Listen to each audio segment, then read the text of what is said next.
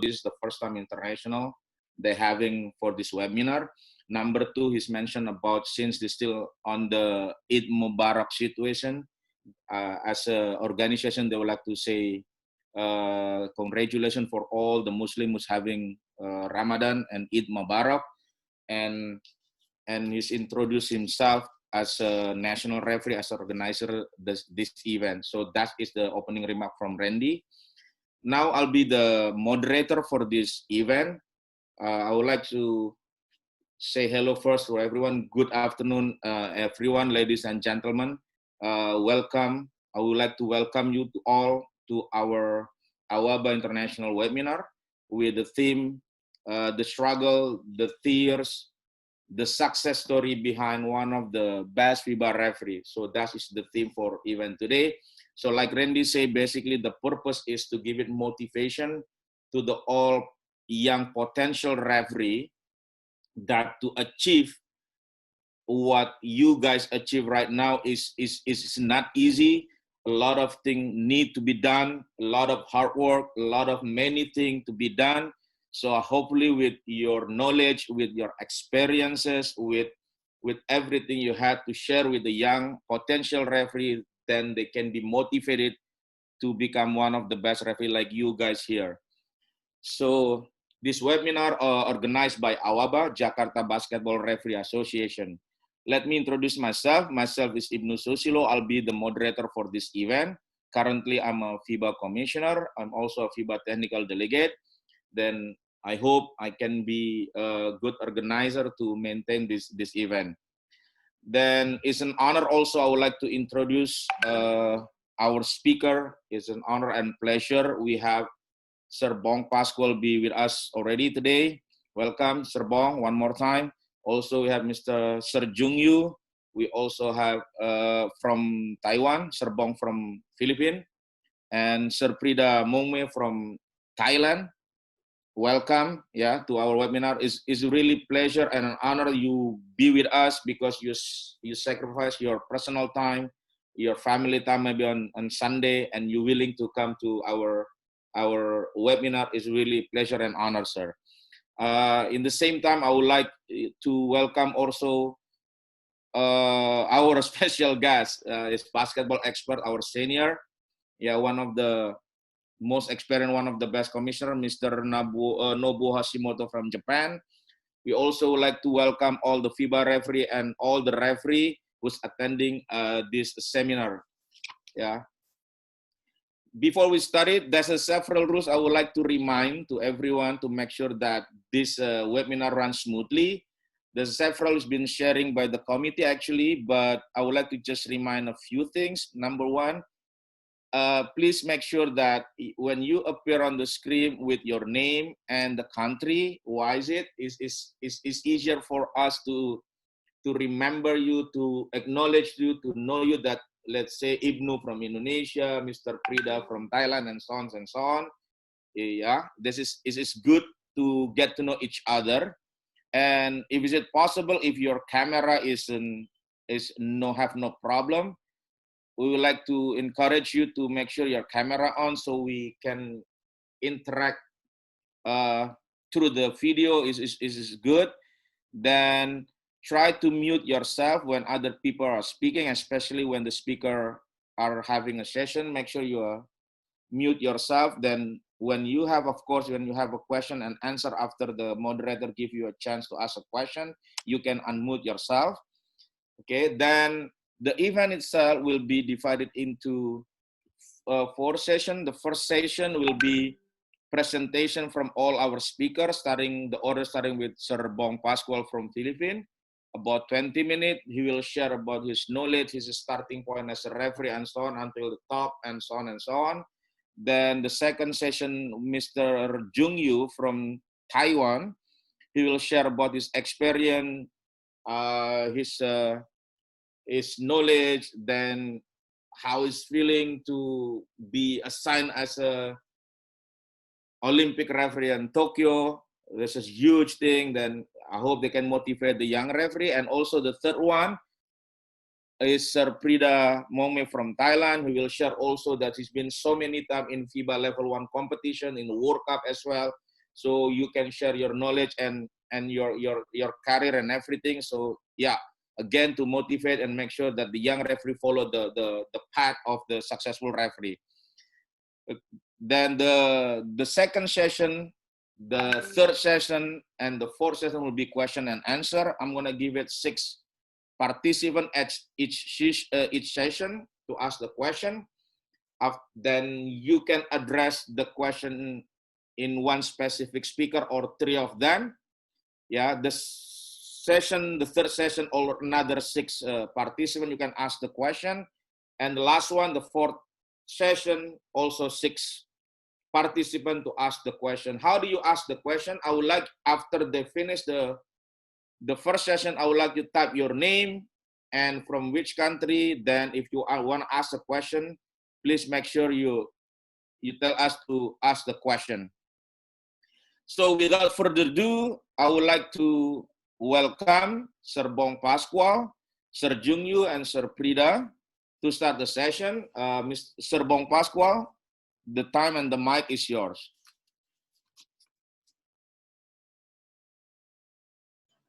Hello, good afternoon, everyone. This is Bong Pascual, Philippines. Hi, I will share the screen so we can start with my experience.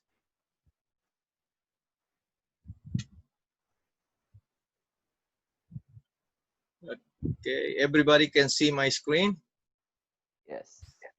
Okay. Yes, sir. Okay. So, introduction, Ferdinand Bong Pascual, FIBA Referee. Okay, I started as a basketball enthusiast since 1996. I started as a table officials, timer, scorer, assistant scorer, shot clock operator. Started my training to be a basketball referee also. And then 1997, 1999, attended basketball officiating seminars. I took my FIBA license as a local referee. Okay, in our region. Okay, and then after that, I started referee in our local leagues, the schools, companies, the commercial, and then the first opportunity, they invited me to officiate the national finals intercollegiate in Laguna, some province here in Region 4, and then made the history as the first local referee to officiate the championship game. They said from province and not from Manila, not national referee. Okay, in 2000, they invited me to join the national referee training in Manila. Became a licensed national referee. Officiated national games.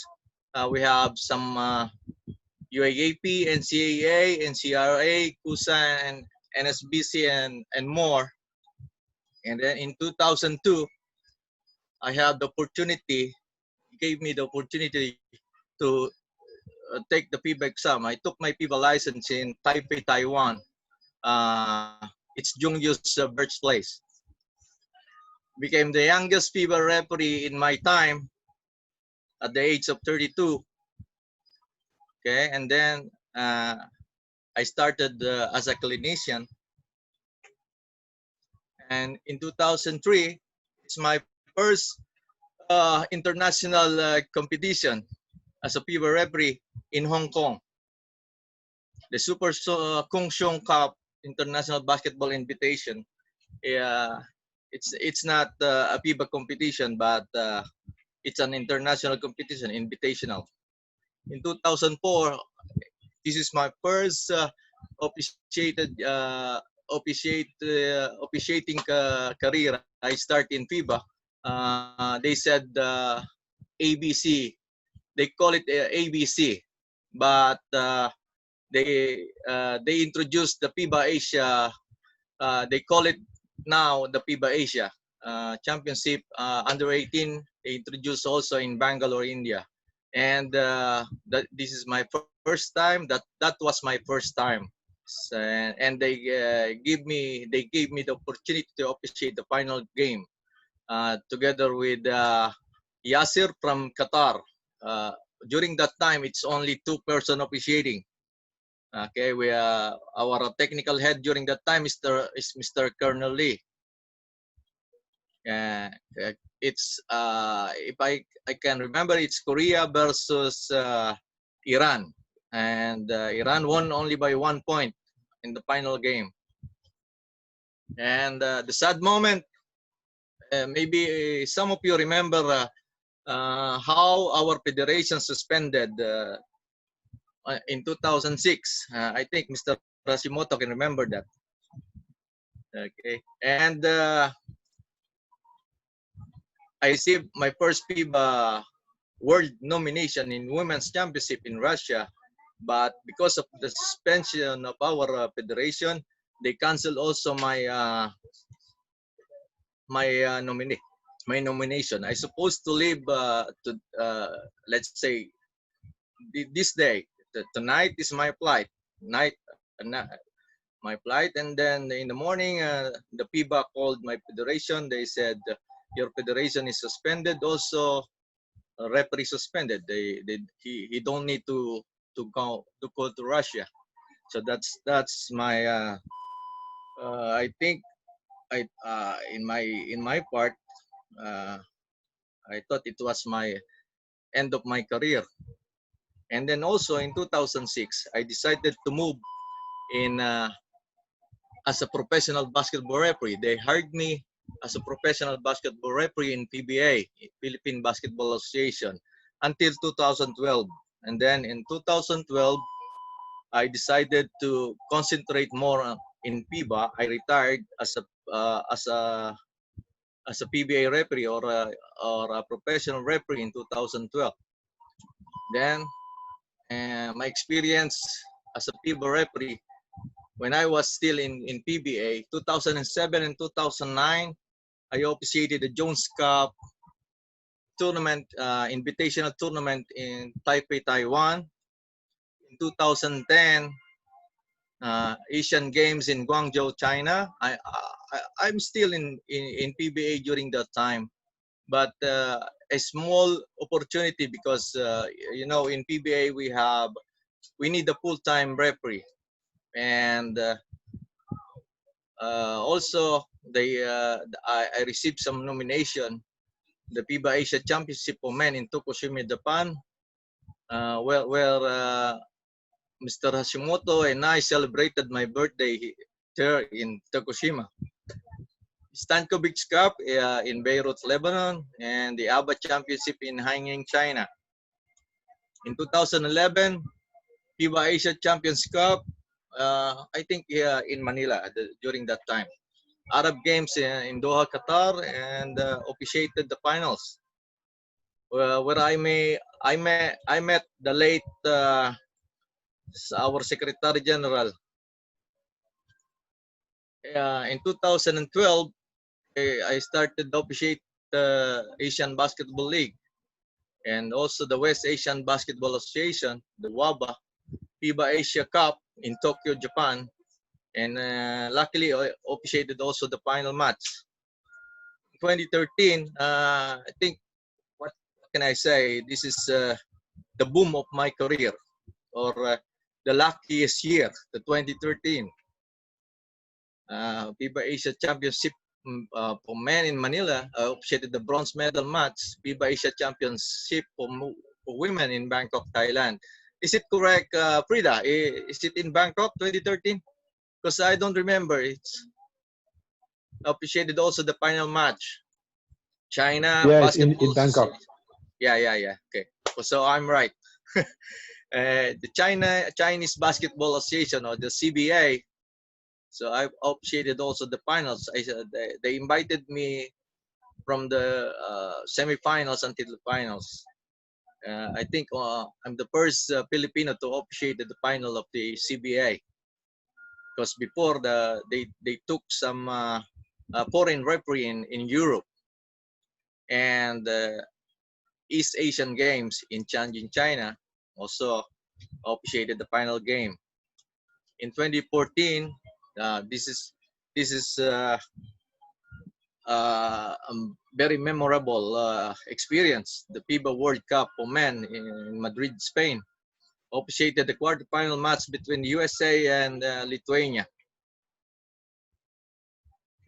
In 2015, I received another nomination in U19 Championship for men in Athens, Greece. Officiated semifinal match USA versus Greece. They almost they upset in, almost lost for the USA team, but here and there. After that, the FIBA Asia Championship for men in Changsha, China. In 2016, oh wow, this is Olympics. Rio Olympics in Brazil, officiated women's semifinal match USA versus France. In 2017, FIBA Eurobasket, I'm one of the most lucky referee because they started to take some foreign referee outside Europe, and also Kato from Japan. We met in Turkey. The FIBA Asia Cup in Beirut, Lebanon, officiated the final match. Asia Champions Cup in Zhengzhou, China. In 2018, it's Asian Games in Jakarta. Officiated the final match. All terrible experience. It's very hard game. 2018 until present, hired technical head and supervisor of official in Philippine basketball. So I'm in until now. I'm in PBA right now. I'm the technical head and supervisor of officials. In 2019, okay, the FIBA World Cup in China, I officiated the bronze medal game between France and Australia. And the U19 World Championship in Athens, Greece, again, officiated a quarter-final match. Okay, in 2020, I received nomination in Tokyo Olympics, but this is the sad moment now. Because of the coronavirus, the COVID-19 virus, they decided to cancel it, and they said they will push in 2021, but they said they will call it still the 2020 Olympics in Tokyo. But I don't know if the FIBA will include me in the same pool, but I hope so. Maybe yes, because I'm still my age is still not over the limit. So that's my experience. That's how I start. I started as a referee. How now and up to now.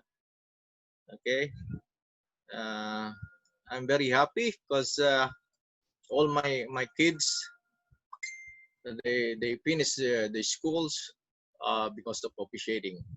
I quit my job in a hospital, okay, as a nursing aide, and I chooses to be a FIBA referee. So thank you very much. I hope you enjoy listening to my experience. Thank you, and God bless us all. Stay safe, stay healthy. Thank you so much, Sir Bong. It was impressive CV. It was amazing. I believe almost everyone of each one of us is dreaming to be there with you. Yeah, that is from Sir Bong Pascual. Now I would like to invite Sir Jung Yu to share the story behind your success as a FIBA referee. Please, sir. Okay, okay, thank you, Ibnu. And thank you, Bone. Thank you, Prita, and thank you, everyone. And it's my pleasure to be here to share with all my experience. And I think that's a short story. I got my FIBA license in 2012 in Tokyo. So that's the really starting of You our like FIBA. to share your screen, sir? Yeah. You like to share your presentation? Actually, I don't have a presentation, but I have my details Yeah, of yeah, yeah. FIBA Live. But it's Okay, okay. Yeah, yeah. okay, sure.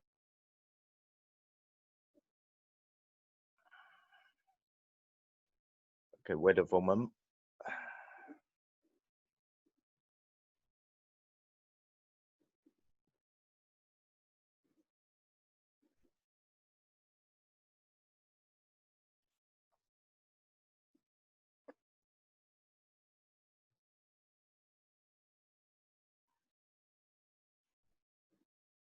Okay,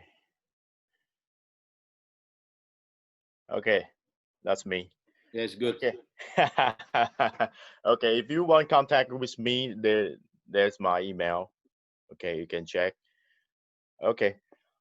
Before 2012, I'm only a national referee in Taiwan, and because I love basketball and I played in college and my high school.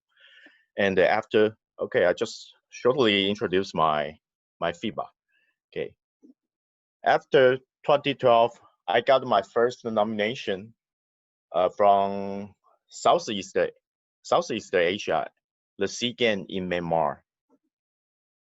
And then that's my first neutral referee nomination in Myanmar. So that's the first nomination, and that's memorable.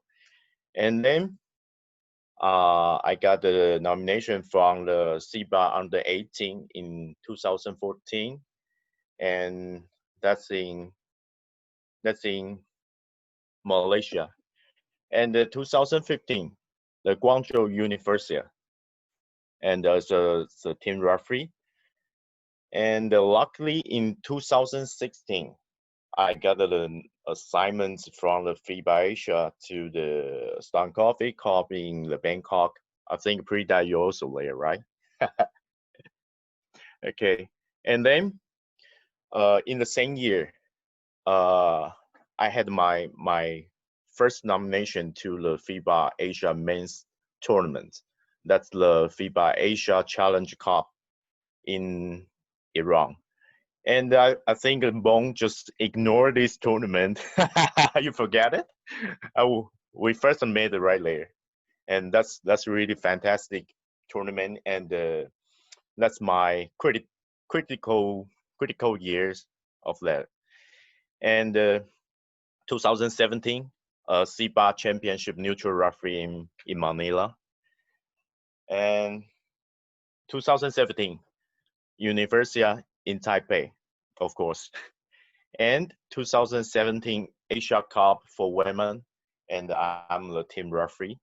And also 2017 Asia Champions Cup in Chenzhou, China. So it looks the 2017 is my big years. And the for me the unique one is uh all the FIBA elite referee we just participated in the fantastic moment of in the basketball history. That's the new competition system of the FIBA, starting from the 2017, and it's really my pleasure and my honor to be to with the to be the nominated referee as a very first one World Cup qualifier with Bon Pascual in New Zealand in 2017 November, and that's really we hit the history. In 2018, it's really lucky I got my first nomination from the FIBA and to the Women World Cup in Tenerife, Spain, and luckily I I had the games in semifinal and the final. In 2019, I went to the Hirakulan and I got also the assignment to the final for the U19.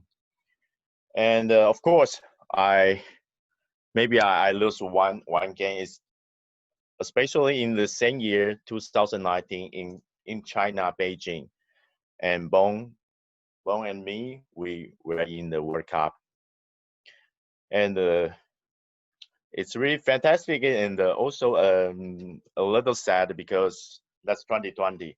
That's my first assignment from FIBA to the Olympic, but unfortunately because of the coronavirus, so we have to delay that. But I believe we will recover soon. Okay. Okay. Now I want to speak some story from my basketball life. And my referee life was starting in the college, and while still I was a player. I began to study rules and mechanics because we suffered a lot of problems on the court while we are playing. So I started to start. Okay. So I have to say it wasn't so hard for me because of the basketball knowledge starting from playing and watching games. Then I started to become a table official during my several summer vacations. I watched hundreds games in 2 weeks. So for every years lasting for 4 years. So that's almost thousands games. So that's very important. So you need to watch it again as many as you possible. Okay, from there I imitated and practiced how to be a referee as good as possible. And that was my 2002 2004. So I was starting in my college, and then during that time I got my first referee license of level B in my federation. After graduating, luckily I had a lot of games in Taiwan. So from the junior high school, high school game, college, and in 2006, um, I was nominated for the final of the National College Division One. So while that time I was 25 years old. So it's really impressive. So that's my national referee's life top. And let and after that, I kept climbing higher and higher, and by studying, researching from my federation, and I think for everyone, that's always uh, a narrow goal for the FIBA referee, because um, because there are so many good referee in your country, and you need to compete with land and try to get outstanding, and then you will move on. So for me, uh, in 2008, National Clinic in Taiwan, I just I was selected from 140 candidates, become a level A referee in Taiwan. So that's very important for me because while that years I only 20 26 years old. So I still young, and I still can can do a lot of things to moving forward. Okay. So finally, uh, of course, I said I got my FIBA license in 2012. That's really amazing year, and I think I think during the clinic in Tokyo, I I met a lot of candidates from other countries in the Asia, and I learned a lot from them, and especially the attitude. So I really like the clinic, and also the most lucky things because I knew the Lobo and the Kalali from Malaysia. So they just help everybody to try to attain, try to achieve your goal. So I think I'm lucky to mainland right there. Okay, everything looks so smooth and easy, but that's really cost me everything. My time, my energy, and all my heart. And there were uncountable sweat gradients and during my growth. Unfortunately, the only thing you can do is swallow it and transform into your power. Okay, now I got the FIBA license. The biggest critical timing is 2015, Guangzhou University. That was the first time to meet Carl. And while you facing, I think maybe you can ask Bone. You feel the feeling is very strong and weird because it seems he can read all your minds and all your words in your heart. So it's really very first time to meet him. And we met again in Tenerife, Spain. That's another story. Yeah. Okay. From this year, 2015 to 2016, that was an important season in my basketball league, and also the important big years of my basketball life, because I have to make a decision to stay with the basketball or get a big offer from the new job in China. So because I just finished a long suspension from my federation due to a big issue. Here I use the issue. I want to use the mistake because we just do some decision on the basketball on my professional league court with my crew, but unfortunately, um, the result is not so good after the game. So it was such a frustration for me, and because we thought that we just did the right thing on the court. What is the right thing? We gave the 3 technical foul and the 2 unsportsmanlike foul in 2 quarters. So that means big punch to the teams. So uh, after we review the game and take a brief, we really just follow the rules, and but the result is the result was we still suspended due to the pressure from the social media. So that's a critical point for me, because I have to think about, okay, if I stay in basketball, now I'm suspended. Could I just reopen the door and moving forward to the next stage if I'm in this situation? And while at the same time, I got a big offer from China company. So if I just give up the basketball and fly to China, I can I can have a better life. So that's really a critical point. And and every time you suffer this kind of situation,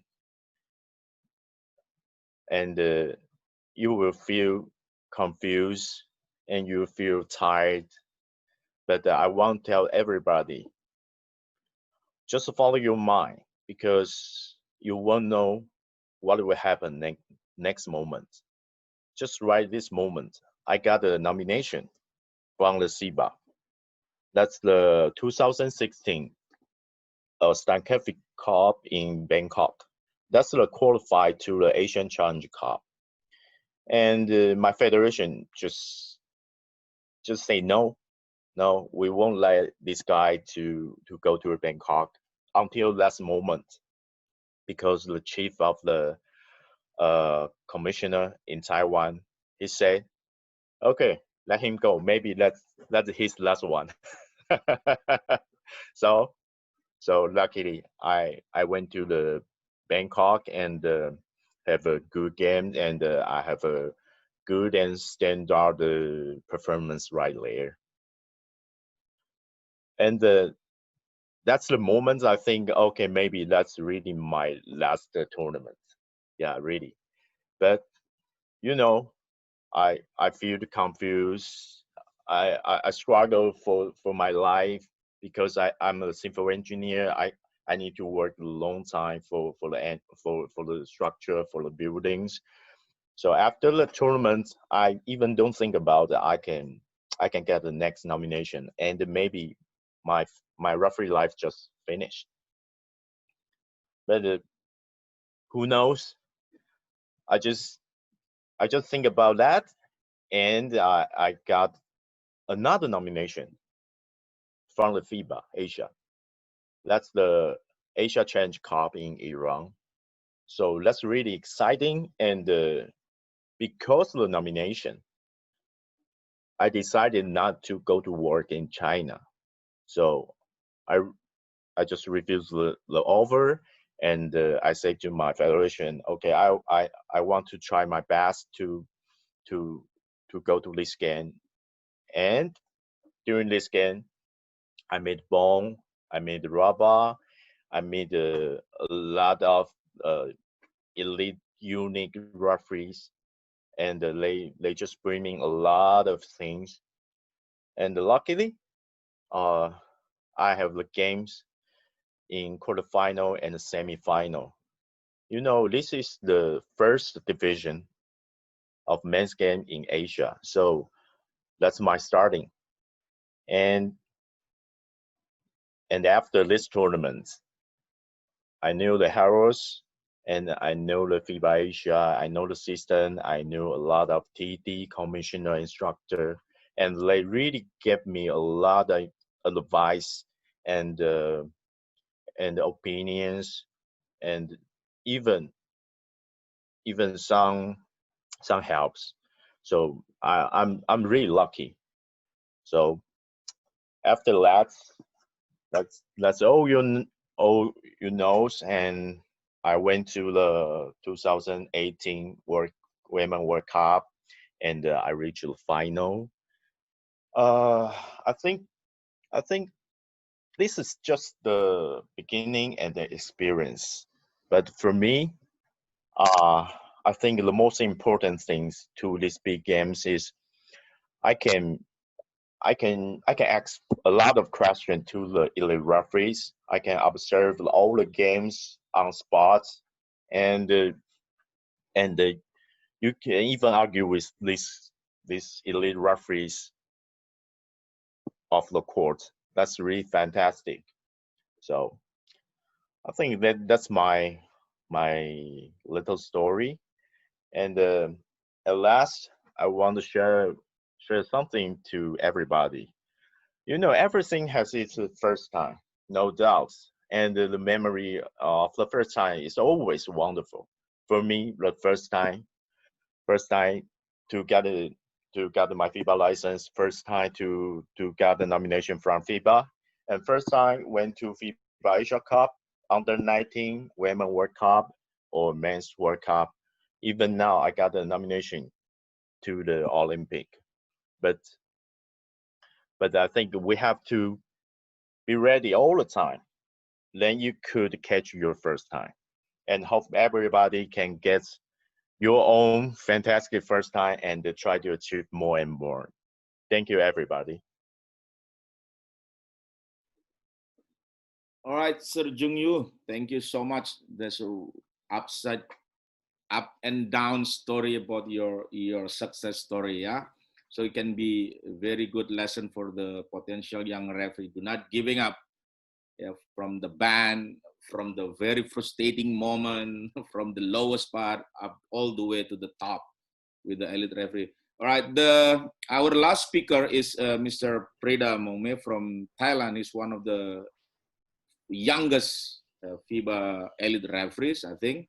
He's one of the racing stars. He's been in so many FIBA Level 1 tournament, and also he's been World Cup. Yeah, I would like to please Mr. Prida to share your thought about your story. Thank you. Good afternoon again, everybody. I'm Prida Mongmi from Thailand. Uh, I would like to show my presentation. Oh,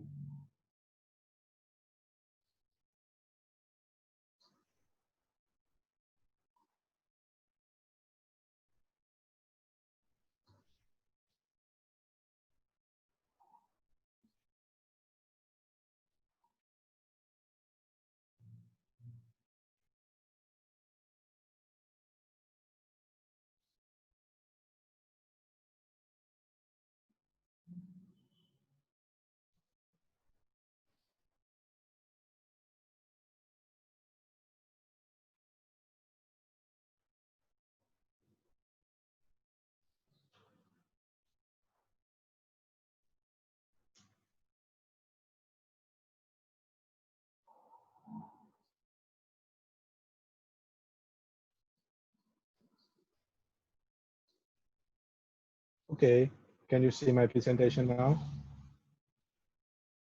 Yes, sir.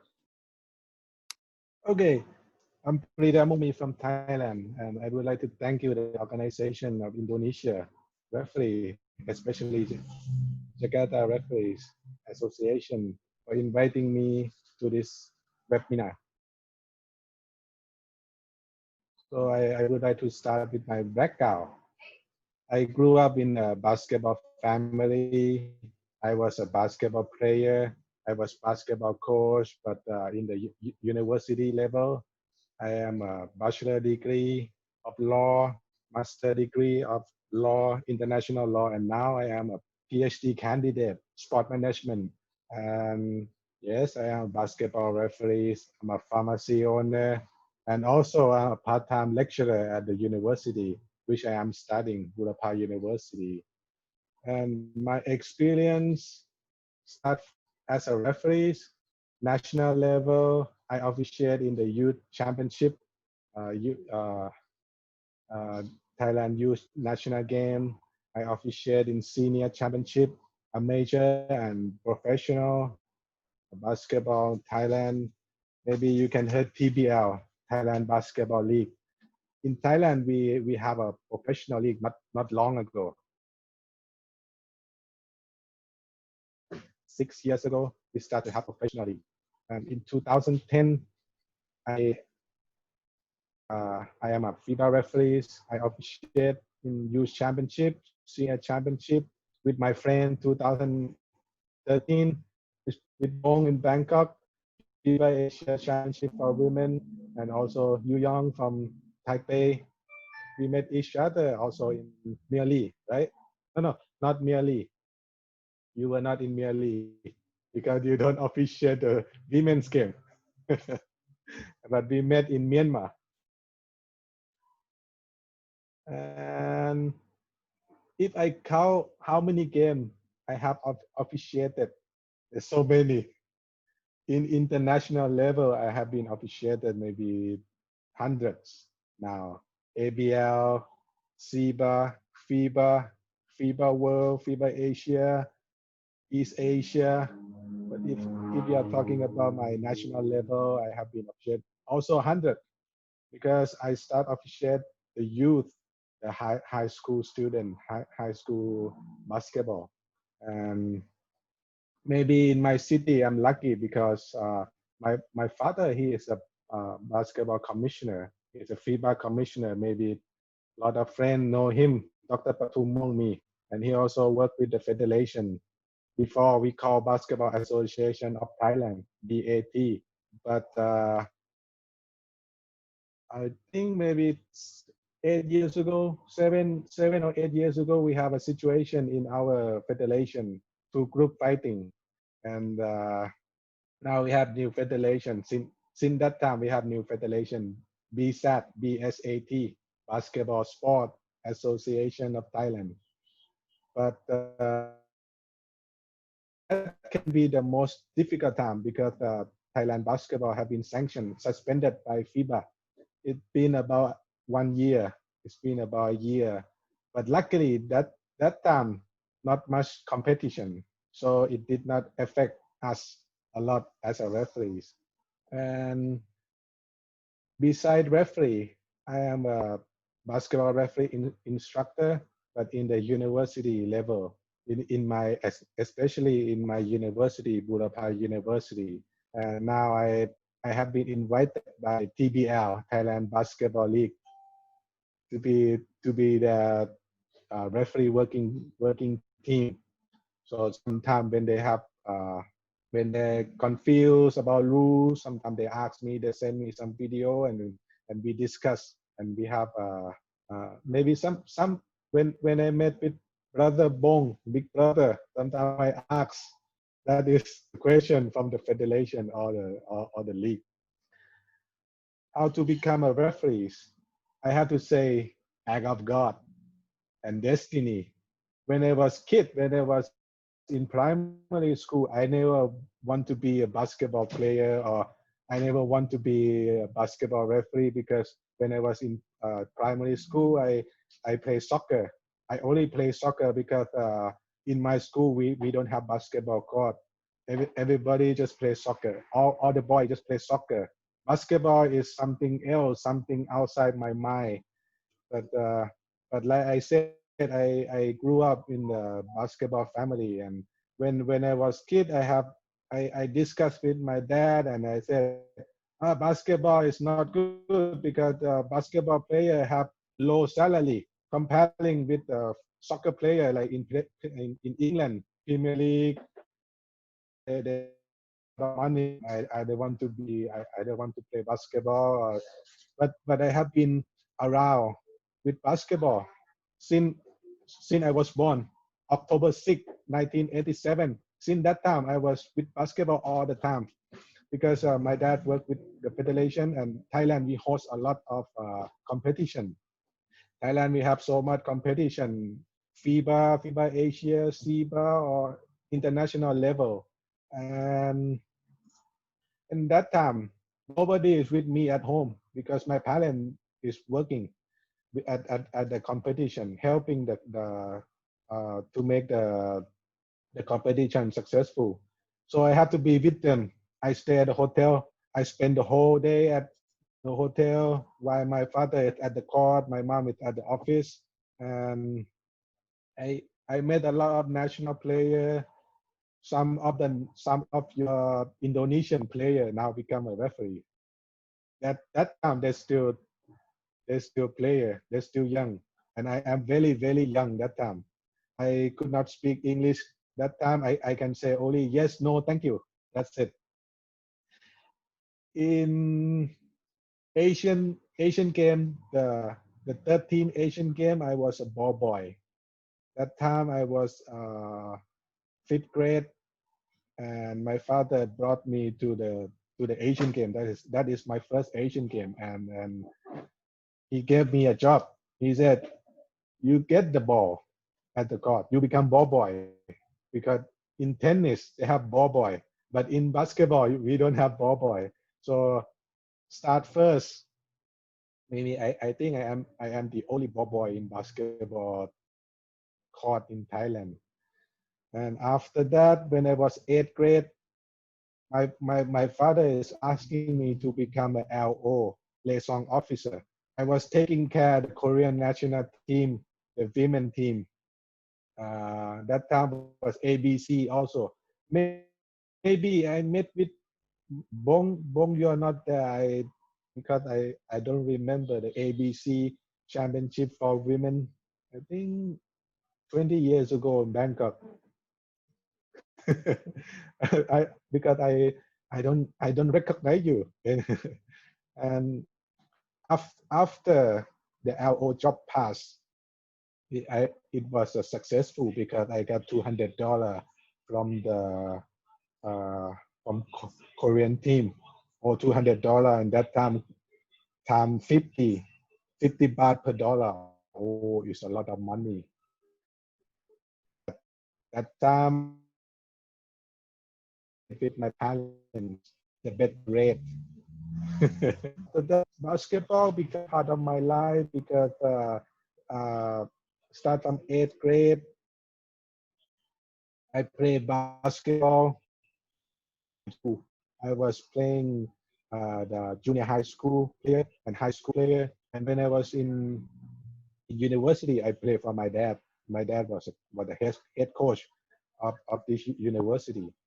And I played in university 2 years because when I study the third year in university, now my major in law, they start to have class around 4 p.m. because they have to combine the group of students to have enough in a room.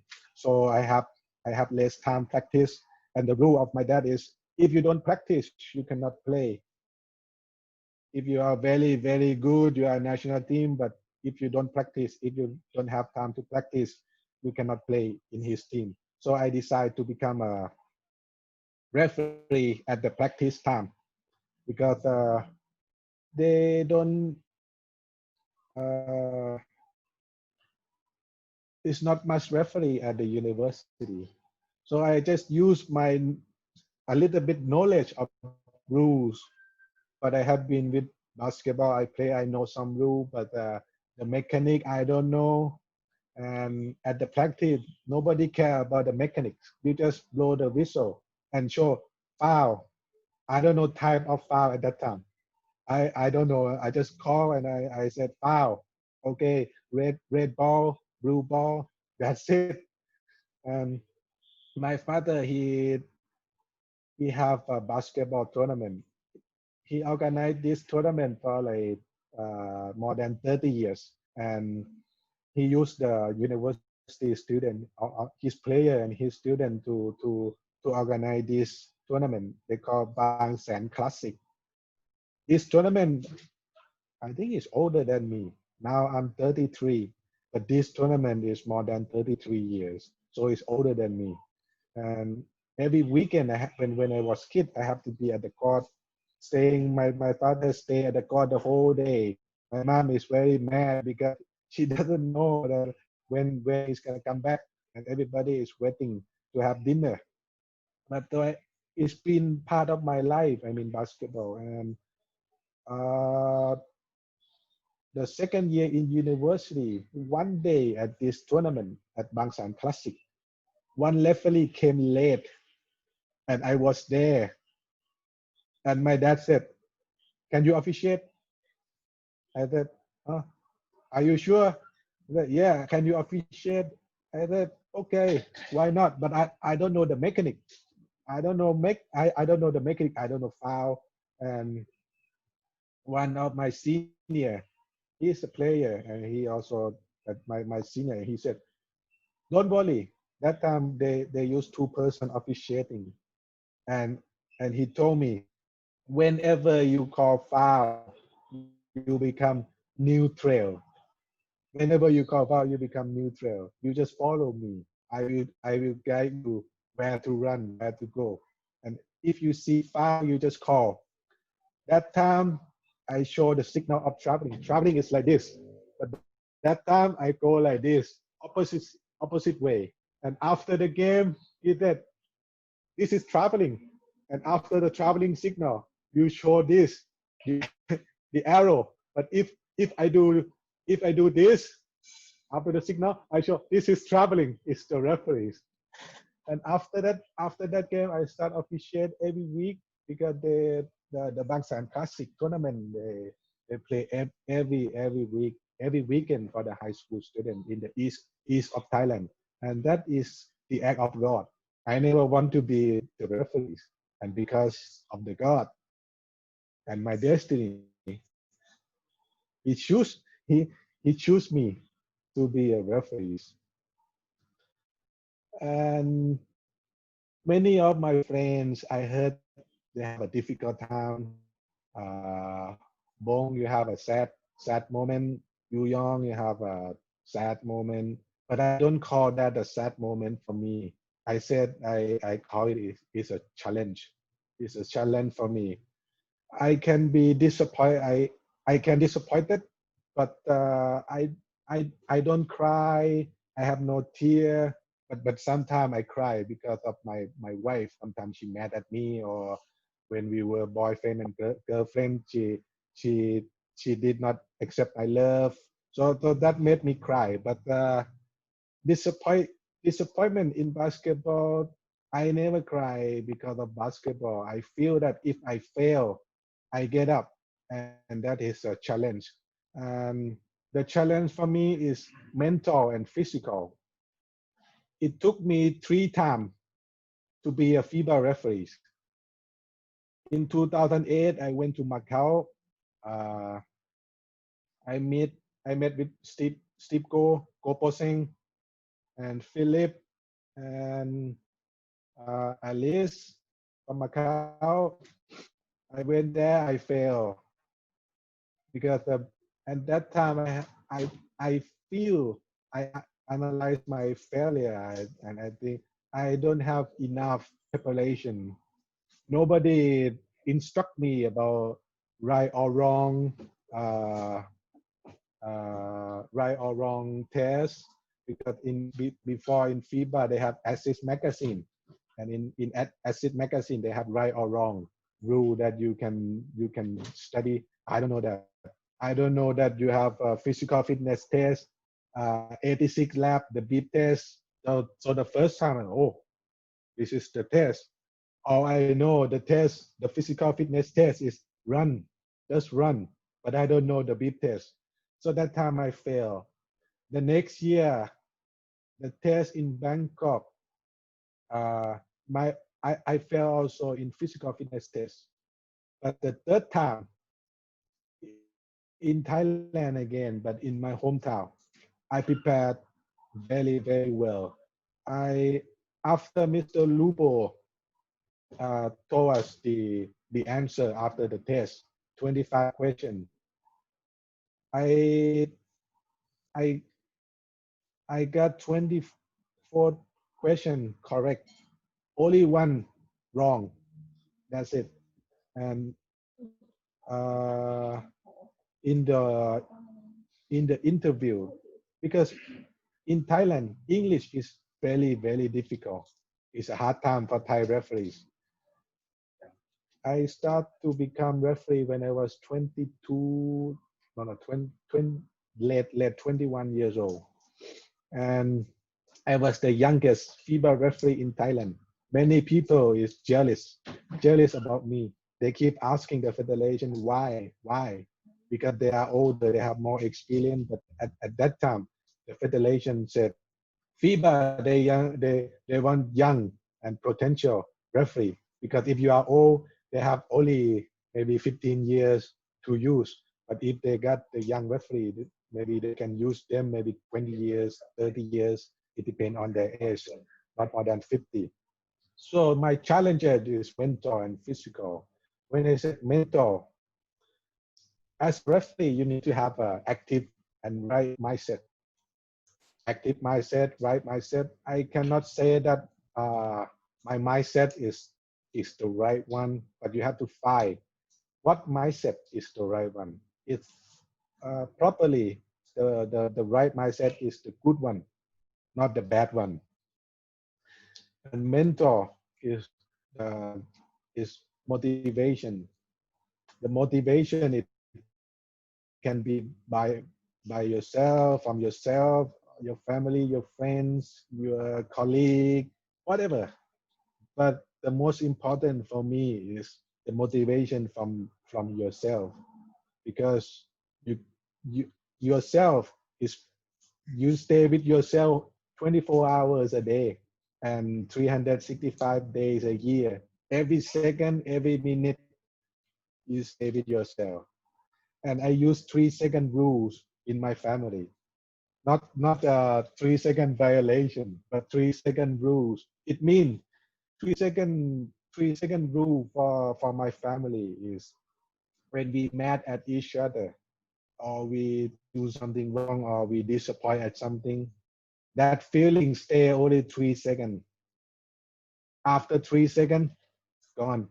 We move on. When you fail, you disappointed, somebody can cry, only 3 seconds, and then move on. Now my next challenge is the physical fitness test.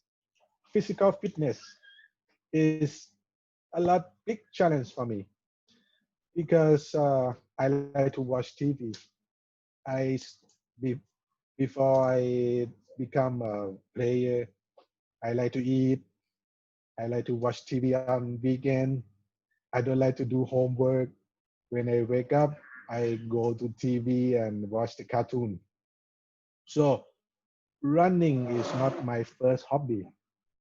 And as a FIBA referee, you need to be fit. I did not realize it after 2013. Before 2013, FIBA Asia did not have a physical fitness test.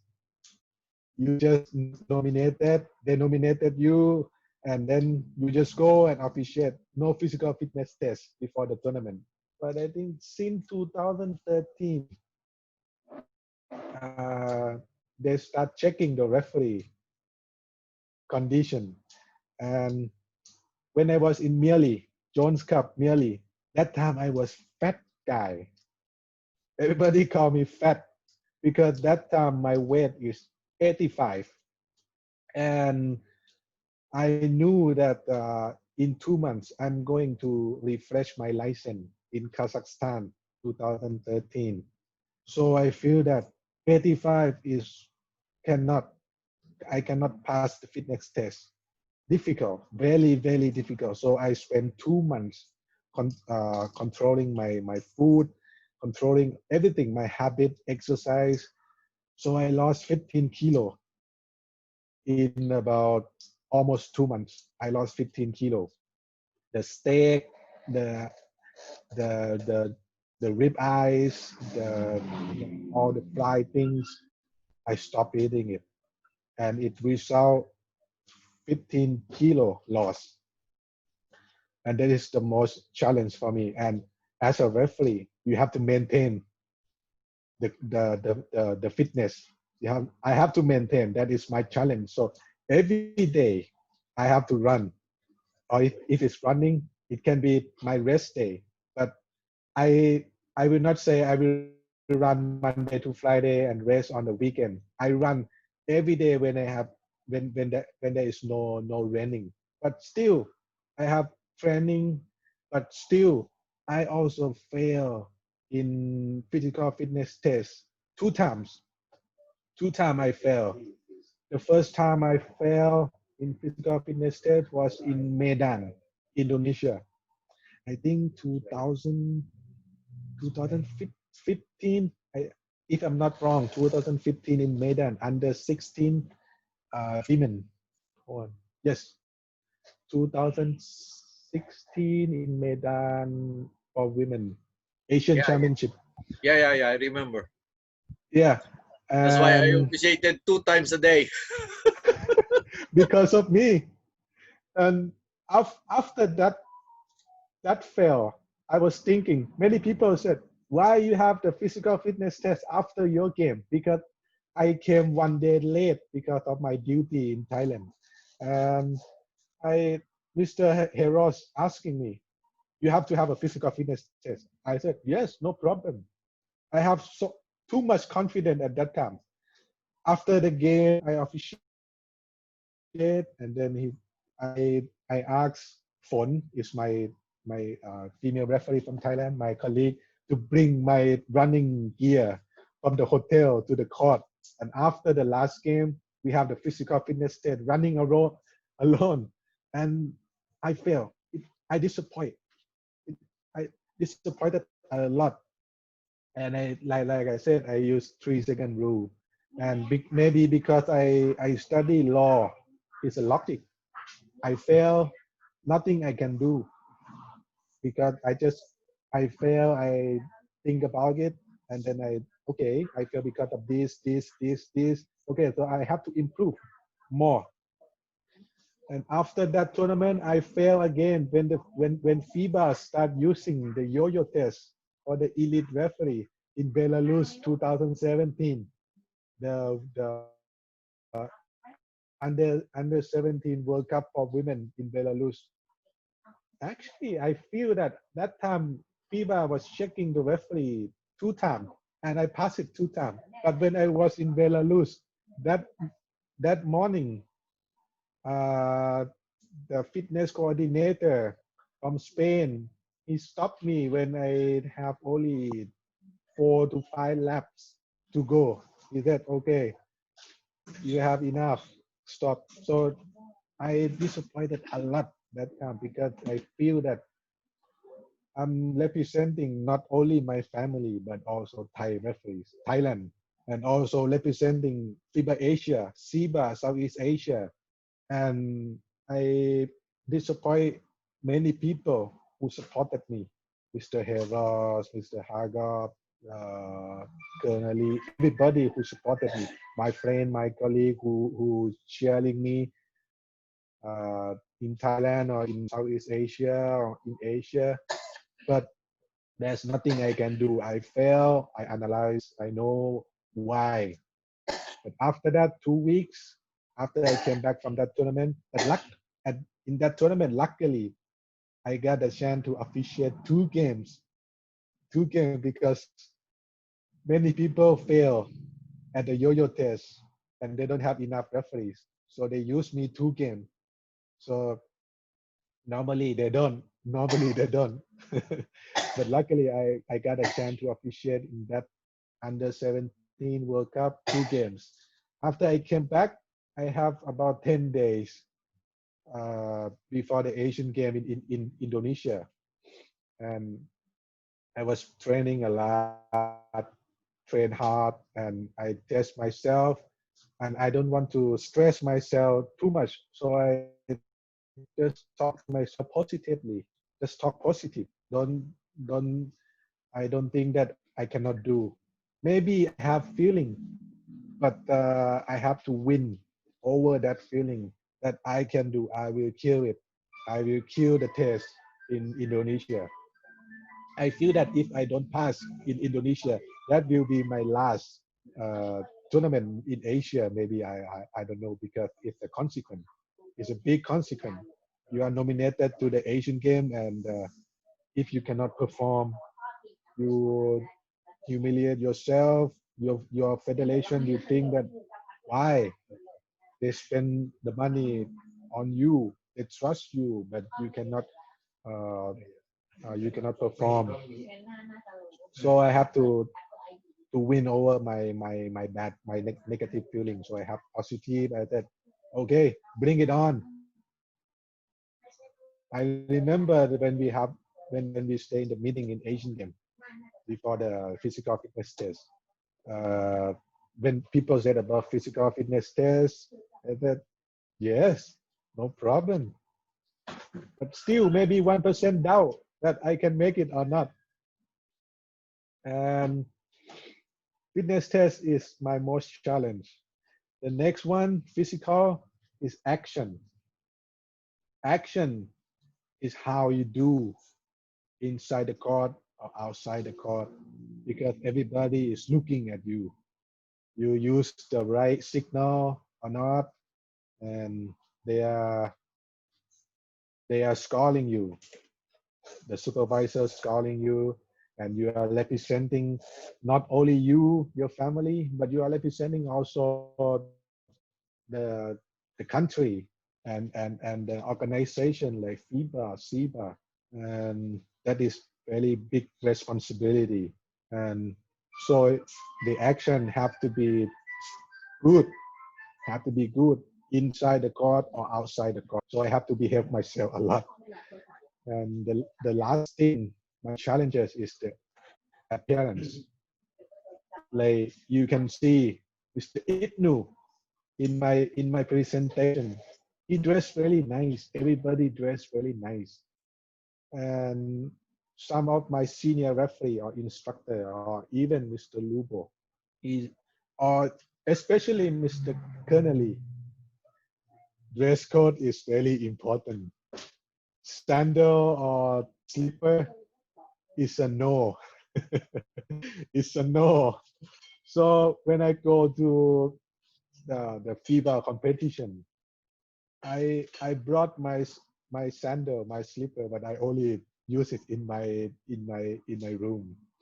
Appearance is very important because maybe you are very good, but if your appearance is not not maybe not good, maybe good but not enough. You cannot gain respect or trust by the teams, by the player, or even your colleague. So I want people to respect me, so I have to be nice, be clean, not dirty. But in my house, my room is a mess. It's dirty because I did not clean a lot. But outside, when I go out, I have to look good, especially in the court. When I have time, I stay with the. I don't go out with the team, with the player, because I don't want them to feel that we are very close. Because if many people see that I stay with some other team, not Thailand, but I have very close friend with the Philippine team. When I have chance to officiate the Philippines, maybe I have no trust. The other team may think, you call foul on my team because this, because that. You don't call foul on the Philippines because you are close friend. But so in my mind, no sad moment, but but a challenge. My advice to to to our friends, to the young referees, is there is no I in the word of team, because as a referee, Mr. Haja very handsome, and as a referee, we work as a group. You are not officiating alone in the court, or even you stay in the hotel. You're not staying alone. We stay as a team. We work as a team. When we have good game, we have a good game together. When we have a very bad team, the protest, we have a protest together. So if we win together. When I talk about team, it's not only three referees inside the court, but also the standby referees, also the table officials, the commissioner, and also the LO, the organizing committee, LOC, the whoever uh, have part in the tournament or in the league. We are the team. So if we lose together. If we win together. And that is my advice. You have to be like a glass with only half water. You cannot be a full glass, because full glass you cannot refill. You cannot fill something because it's always out. So I have to tell myself all the time. I have to be every day is a learning. Now I officiate in the World Cup, but I don't think I am very good referee. I can say I am a good referee, but I'm not like third class. I can talk with the young referee, no problem. I have uh, no feeling that this is a barrier. You are second level, I'm the first level. I don't have that feeling. Everybody is the same, and I am very happy to share my knowledge, my experience, and we can discuss. No matter who you are, younger than me or older than me or same age, we are the same. Because when we win as a team. When we lose together. That's all. That is all my presentation. Thank you for listening, and happy to see everybody, and we'll be very happy to answer and helping the young referee to improve. Thank you very much. Okay, thank you so much, Sir Prida. So that is the presentation from our speaker. Hi, Dr. Pratum, how are you? Yes. You're My up dad here at is the here. back. Yeah, there's one of the FIBA Hello, committee. everyone. Hello, I can see you. Hello from Thailand. Yes, Big the man boys. who's cycling with the bicycle to USA. I remember. Yes. I think I remember we have. I think we appreciate together one time in Ratchaburi. with Dr. Prantom, yeah? Mom? Ratchaburi, I was there. Yeah. I was there also. Yeah, with your dad, huh? All right, gentlemen, that's the presentation from Sir Bong Pascual, Philippines, the shared knowledge and experience from Sir Jungyu, Taiwan, and Sir Prida from Thailand. Now, I would like to start opening the question and answer session. Please type your name and where you're coming from. Then I would like to ask you to ask directly to either specific speakers or three of them. If you're from Indonesia and let's say you want to ask a question in Bahasa Indonesia, maybe I can translate it for you. Then after the speaker answer your question, I would like to translate in Bahasa Indonesia as well. Please need the consideration from other referee to make sure that Indonesian referee also understand the question and answers. Then if you get a chance to ask the question, please directly go to the question. You don't need to go turning around because we need to save our time. For a moment, I do have Chris from Indonesia. Please, Chris, go ahead. Mr. Randy, would you mind unmute Chris from Indonesia? Yes, I'm Chris from Indonesia. I want to ask him some questions to Prida directly. So, when I hear you, when you joined the first time in FIBA testing, and then you failed because you don't know about the test, about the test. So I want to asking you, what the regulation of your country if you want to be a FIBA referee? Because in Indonesia, you must be like the national referee, and then we have a test.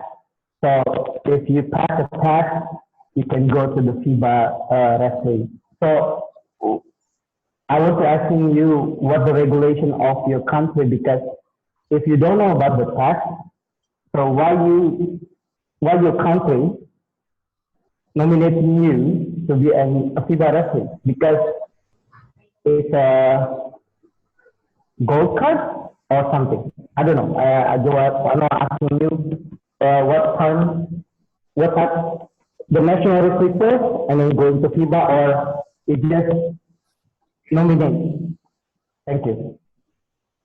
Yes, in Thailand, before the regulation is you have to officiate in level 1. In that time, you have to officiate a level 1 basketball tournament. And I have been officiate many tournaments in Thailand. And luckily, at that moment, FIBA said they want young referees. And most of the referees at that time in Thailand, they're almost 35.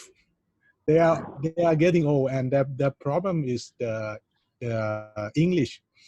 So when after I officiate the level 1 tournament, and then the federation, they decide in 2008 that okay, they will send the two referees, which is me, and the other one is the female to Macau. Actually, and also my father working in the federation, so he know when is the clinic is going to have. And that time he came to me, and then I know that okay, Macau will have the clinic for becoming FIBA referees. So I said, okay, why not?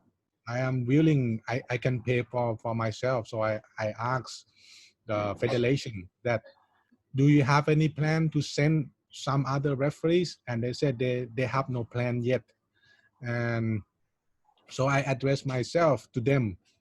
If I can go, I met the criteria of the national referees.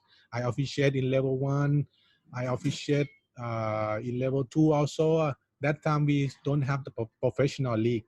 So that time I did not officiate professional league. I officiate level 1. Can I go? And the federation, they said, yes, you can, but I have to pay my own. So I said, okay, that is no problem. I can pay my own. That is the reason how I go to Macau. How many years before you start the first officiating as a legal referee to FIBA referee? Just moment. Officially, yeah, officially before FIBA, I have been officiate about almost 4 years. Oh, Yeah, almost 4 years, starting from high school, primary school, high school, and international school, and then I after 1.5 year, I start to officiate in Bangkok. And because in Bangkok they have so many games, they have international school, big guy, tall guy playing, and I after that the head of the referee they start seeing me, so they gave me a chance to officiate in, I can call, level 3.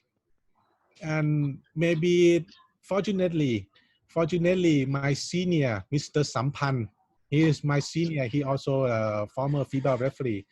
He told me, because I was asking him, why you gave me so difficult games like semi-final and high-tech team and number 1 and number 2 teams playing, why I'm very new. And he said, hey bro, he called me brother, hey brother, if you want to be tough, you have to pass very difficult game. You can officiate maybe 10 game of easy game, but you will learn nothing. So you must have like one difficult game and you will learn a lot. And that time, that moment is very difficult because I am very new face in okay. Thailand basketball. And a lot of teams, the coaches, the player, they are older than me. And they start to bully me inside the court. When I call, they're not accepting. I remember the first game when I officiate the national game, the youth national level. I am very low book referees. Whenever they did wrong, I call, I technical foul, I unsportsmanlike, very easy. and, and after that, the head of the referee, they are gave me many chance to learn, to how to say, to to sharpen my officiating like a knife. You are sharpening the knife. So they gave me a very difficult game, but not, but maybe just I am the only new face in the court, because the other 2 referee or one of the referee, sometimes we officiating 2 person and 3 person. My colleague will be very senior, so they have very few problem. When they have problem, I ask them, and All I right. got a good colleague. They support me, they protecting me inside the court. That is Okay. how I pass all this situation. All right, Thank you. Mr. Yeah. We do have actually about 15 questions, because for your information, before we release on the chat, they send it the question through the link. Yeah. Now I would like to invite Mr. Troy Early from Australia to ask the question. Troy, are you here, Troy?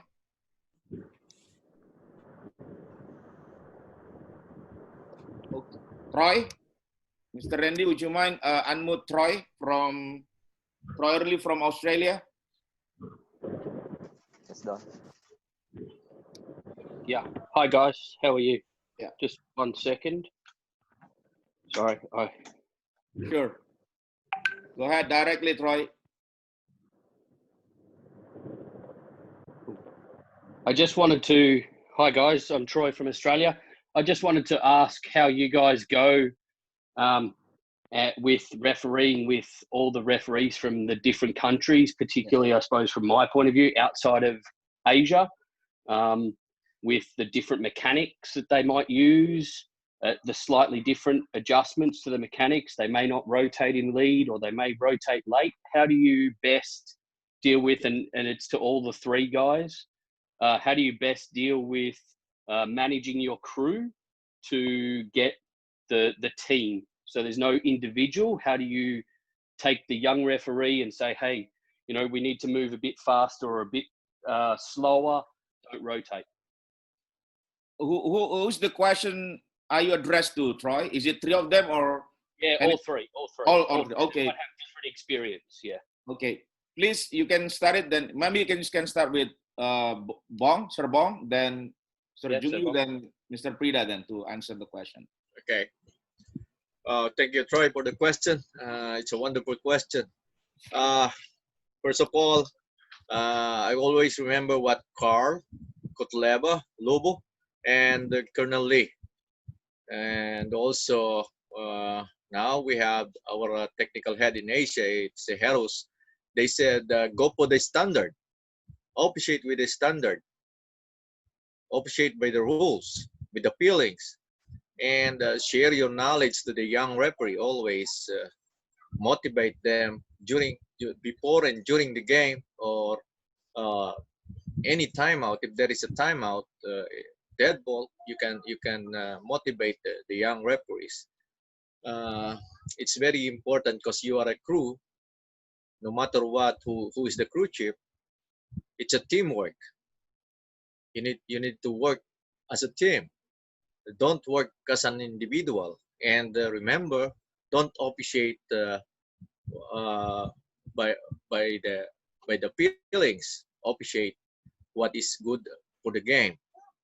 And I always said to my colleagues, don't officiate by personality, because if you will officiate Michael Jordan, oh wow, you officiate Kobe Bryant, oh, how can you officiate them by personalities? So don't officiate personality, officiate by action.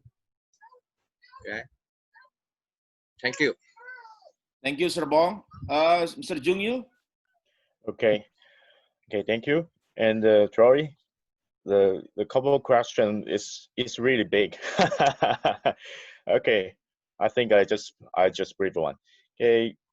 For me, while I was crew chief, I always spend more time with my crew, and especially young referee, because you need to know what they are thinking and what they feel with the game, or the feel with the new rules or the new criteria of something unique.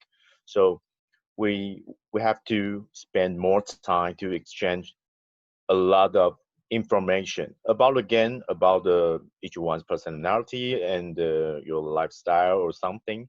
So that's do a lot help to try to keep us one team. And how to adjust the different mechanics, especially in the FIBA games or in the FIBA tournaments. I think we just keep the basic, and we just focus on all the basic. What is basic? It's the 3PO, IPO, and your rules interpretation, and try to scout in as more information as you can do, and share all the things to your crew, and try to maintain the consistency. Okay. For me, how to get with the young referee. For me, I think don't blame him. Just inspire them. Try to do their best and try to make decision. Not only just watch, but to try to make decision by their own. Even that decision may be wrong, but try to inspire them, and encourage them, and bring them to the next level. That's all. All right. Thank you, Sir Junyu. Mr. Prida, you would like to something to add? Yeah, thank you very much for the question, Troy. And Swadikap, Mr. Supong. He is also a FIBA referee from Thailand. And from your question, in Thailand we have a problem to some, especially me, when I have when I am a crew chief and I have to officiate with somebody that older than me, and because in Thailand older people always right. The senior always right. And many people is not happy when you go and tell them, hey, you do this wrong, and you have to go this that. So my proposal to them is not to blame, like Yu Yong said, not to blame the partner, the colleague, but to cheer them up, to share my knowledge. Maybe I have a knowledge, I have experience. They do this, they do that, and we can get along together. And like Yu Yong said, we have to scout the colleague. You have to understand your colleague, who you can talk with, or who doesn't like you to call in that area, or who you want me to help, who doesn't like help, something like that. And for me, just sharing and cheering, but not to blame. And after the game, we can discuss sharing the experience, the knowledge. And like Bong said, we go with the standard. We have the same rule. We are using same mechanic, same rule books. So if we go with the standard, it must be same. Whenever you are European, American, maybe some personality, some style are different. But if we follow the same standard, we will have no problem. Okay, Mr. Prida, thank you. How is it, Troy? All right, so before I continue for the next question, I would like to translate a little bit for our Indonesian referee. Jadi ada pertanyaan dari Troy dari Australia, bagaimana jika seandainya kita mewasiti dengan partner yang dari berbeda negara, beda standar budayanya, beda standar knowledge, contohnya pergerakan rotasi segala macam, kita memang berbeda, bagaimana mengatasi hal ini? Jadi dari Mr. Bong Pascual, dia bilang kita harus kembali kepada standar dasar rules-nya. Ya. Kemudian mewasiti itu harus merupakan teamwork, jangan sendiri-sendiri, jangan mewasiti berdasarkan feeling, juga jangan mewasiti berdasarkan personality pemain, tapi mewasiti berdasarkan aksi, kejadian di lapangan. Gitu. Kemudian ditambahkan oleh Sir Jung Yu, habiskan waktu lebih banyak dengan partner supaya bisa bertukar knowledge, bertukar pikiran, bertukar latar belakang supaya mencapai kecocokan. Kemudian untuk mengadjust perbedaan mekanik, go to basic, kembali ke basic dengan 3% officiating, ya, rules interpretation, peraturan, ya. Kemudian untuk berhadapan dengan wasit yang lebih muda, jangan menyalahkan, don't blame, jangan menyalahkan, tapi lebih banyak mensupport yang referee, mensupport wasit-wasit muda. Demikian juga yang disampaikan oleh Frida, hampir sama, hanya dia menambahkan kalau di Thailand ada kebiasaan wasit senior itu hampir selalu benar, hampir sama seperti di Indonesia, maka yang dia lakukan adalah tidak berusaha menyalahkan wasit senior ketika mereka memang tidak tepat, tapi lebih banyak men-sharing pengetahuan dia bahwa ini yang dilakukan oleh orang-orang di sana ketika saya bertugas di internasional. Kira-kira seperti itu. Okay, I do have a next question from Donald from Indonesia. Then after Donald, I would like to go to my list from another 15 question. I would like to go to Julio from Jakarta. So Donald, please go ahead. The question, and to whom are you asking the question? Thank you. Yeah, thank you, sir. So the question it will be for three of them. So hello, Sir Yujung. Hello, Prida. How are you? Long time no see. Hello, Pare. Long time no see also. Hope you are all healthy. So the question is, what makes you always motivated all the times? Because I believe that there is some moment that we feel stressful, we feel unmotivated. Do you have any tips for everyone here? Because I believe that there is some limit that we feel, okay, I give up on this time. I don't want to officiate anymore. I don't want to go to the higher level. What did you do to keep still motivated? Thank you. Yeah. Thank you, Donald. First of all, of course, what motivates me a lot is the support of my family, especially my wife.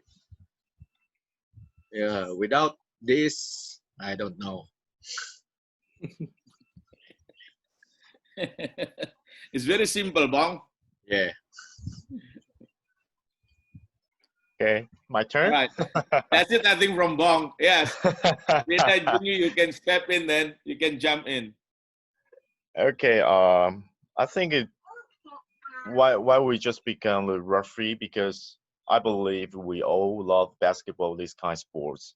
So for me, your question is about the personality, because for me, I'm an engineer, so I want to do everything in the best way, and the best way I could do that. So just like officiating, as a referee, you need to set your standard, you need to set your goal and try to achieve it and try to meet it. So for me, I think that's my personality to motivate my behavior and motivated a lot of things, especially in work, in the referee life. So you need to maintain your ambitions and maintain your your mind. Try to try to try keep working forward. So for me, I think that's my personality. Okay, thank you. Thank you. From my, yes, from my side, same with Big Brother Bong. Ah, I use you just use the copying. family, and I have No. extra.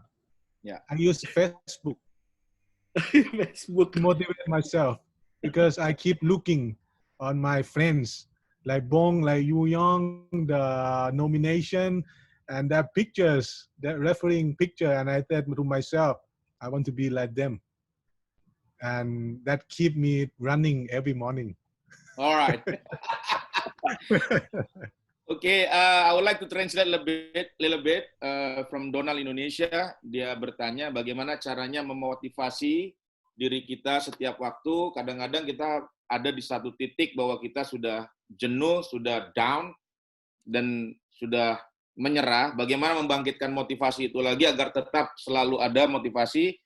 Dari Bong Pascual, very simple, sangat simple. Keluarga, terutama istri adalah motivasi yang paling utama. I know Bong Pascual is very religious man, is very loyal. That's something that I really admire about Bong Pascual. I really admire that, Bong. So, istri adalah motivasi beliau untuk tetap memberikan motivasi agar tetap berada di dunia wasit. Kemudian kalau Jung Yo, ini terkait masalah personality. Dia adalah seorang engineer, ya, ahli teknis. Jadi yang pertama dia selalu berusaha memaintain ambisinya agar tetap ada, tetap berambisi. Kemudian mindset harus tetap, dan keep forward, harus tetap berusaha untuk maju. Kemudian kalau Prida hampir sama dengan Serbong Pascual, yang memotivasi dia adalah keluarga. Itu yang membuat dia tetap termotivasi. Okay, that's Ibnu, the. Ibnu, Yes? can I speak more? Yes, sure. I'm not only looking at Bong and Yu Yong, also Donald. He are top 3x3. And one day, if I stop officiating and I become a 3x3 and I want to be like him, Yeah. he motivating me, inspiring me. Also, I look at Haja, Yeah. Budi from Indonesia, all top referees, friends, and Wing, all my senior, and sometimes I also look at young referees. We have good pictures. So Ya, jadi all of that motivating me every day. Jadi Prida juga memiliki cara untuk memotivasi diri sendiri adalah dengan melihat teman-teman koleganya. Karena di setiap teman kolega itu pasti ada sesuatu yang lebih baik dari dia. Seperti contohnya Donald di 3x3, dia memotivasi dirinya agar tetap eksis, sehingga nanti kalau sudah berhenti mungkin 5-5 bisa pindah ke 3x3 gitu. Dia juga berusaha melihat seperti Bong, seperti Yujung, supaya nanti suatu saat dia bisa seperti kedua senior ini. Jadi teman sebagai patokan agar dia termotivasi. Oke, So now I have a go to my list from the question. The question from Julio from Jakarta. Julio, are you here? Okay, I read it the question. The small factor who can bring a bad performance during officiating the game. How do you avoid this situation? Then what is your routine to increase the confidence during the game? Each one of you can answer the question or even add it. Please. I just throw that away from my mind. Okay. I just move on. When I did something mistake in the game, I show the wrong arrow or call a wrong foul. Maybe it's not a foul. I just throw it away from my head and keep on with my team. Maybe I have a good colleague who support me the whole game, throughout the game, and colleague will help. We will help you a lot on this. But from myself, I just think you can make mistake, but if I make mistake, I will not make it again.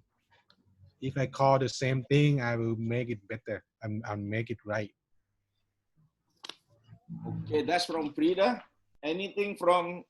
Okay, as an experienced referee, okay, I would like to share you. If you create not good, not bad call, okay, don't forget a self-talk. Talk to yourself. Motivate yourself. Every time. Okay. Look what is going on. Okay. Don't look.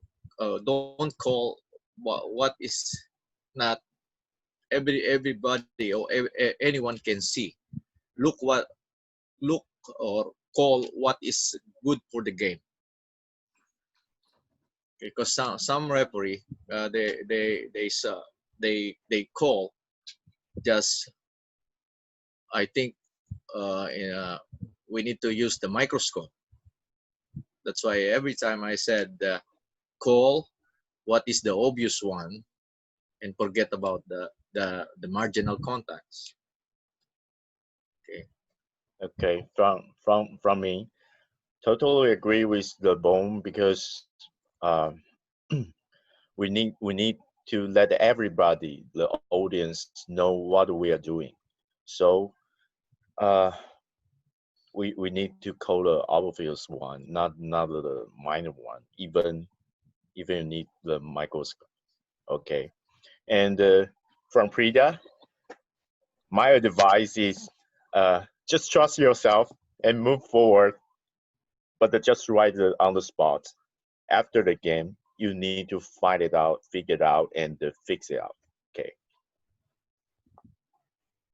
All right. So the second question is how to boosting your confidence, your routine, guys. What is your routine to boosting your confidence before the game then? Number one is scouting. Scout the players, and familiarity also with your partners. Who is your crew for tomorrow's game? Okay, you need to have a meeting in the morning. If the game is in the afternoon, you need to talk. 3 of you or 4 of you if you have the standby referee. Okay, you need to motivate each other, to be familiarized with each other, to be at home. Okay, let them talk. If they wish to share something, let everybody listen to him. Okay.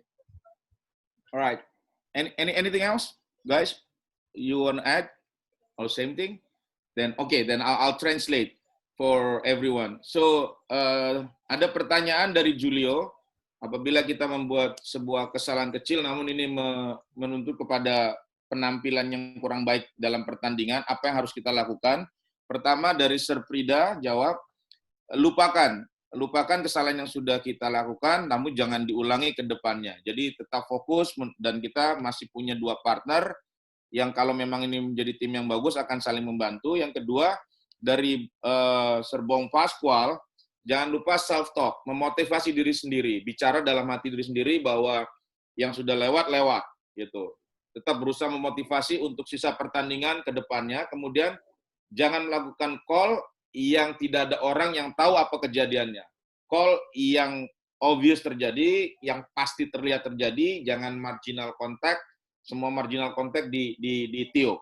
Jadi hanya call-call yang orang bisa lihat apa yang terjadi, itu yang di-call. Jawaban Sir Jung Yu hampir sama dengan Bong Pascual. Kemudian untuk apa yang dilakukan rutin mereka ketika untuk meningkatkan kepercayaan diri sebelum pertandingan, scouting ya bersama dengan kru, kemudian dibahas kalau pertandingannya sore, pagi bicara bagaimana timnya seperti apa, kemudian share knowledge, biarkan kalau ada yang mau bicara silakan bicara sampai selesai. Pada intinya saling share informasi untuk meningkatkan kepercayaan diri menghadapi pertandingan selanjutnya. Oke, so next question. This is for Bong Pascual. How you're dealing with the pressure after the bad call during the game, and the coach are protesting about your decision. And unfortunately, this is very respectful coaches. And unfortunately, again, the next game, you're gonna officiate his game again. So how you dealing with this situation? Let me translate first, Bong, the question for in Bahasa. Bagaimana kita menghadapi pressure dari pelatih, kebetulan pelatihnya juga sangat pengalaman, sangat dihormati, kita membuat bad call, ya, kemudian coach ini protes terhadap keputusan kita, bagaimana kita menghadapi situasi ini, dan sayangnya pertandingan besoknya kita mewasiti tim yang sama dari coach ini. Bagaimana kita menghadapi itu? Alright, Bong. Thank you, Bong. Thank you. The pressure is always there. Remember, every game, normal game or a hard game, the pressure we always felt the pressure each side because we are just a human. How to deal with the pressure? Okay, if you create a wrong call or if you whistle the wrong call, okay, and then there's the coaches or the spectator are yelling at you. You need to listen at them. Okay, don't argue with them. Just listen, and you can tell them if there is a video or after the game, you can say, Coach, we will watch the video after the game, and I will come back to you when we see. And the next day, luckily you will officiate the same game. You can talk to him in a polite way. Coach, I reviewed the game, and I saw that my call is not acceptable. So I will ask an apology. It's my bad. It's a wrong call. They will accept it according to my experience.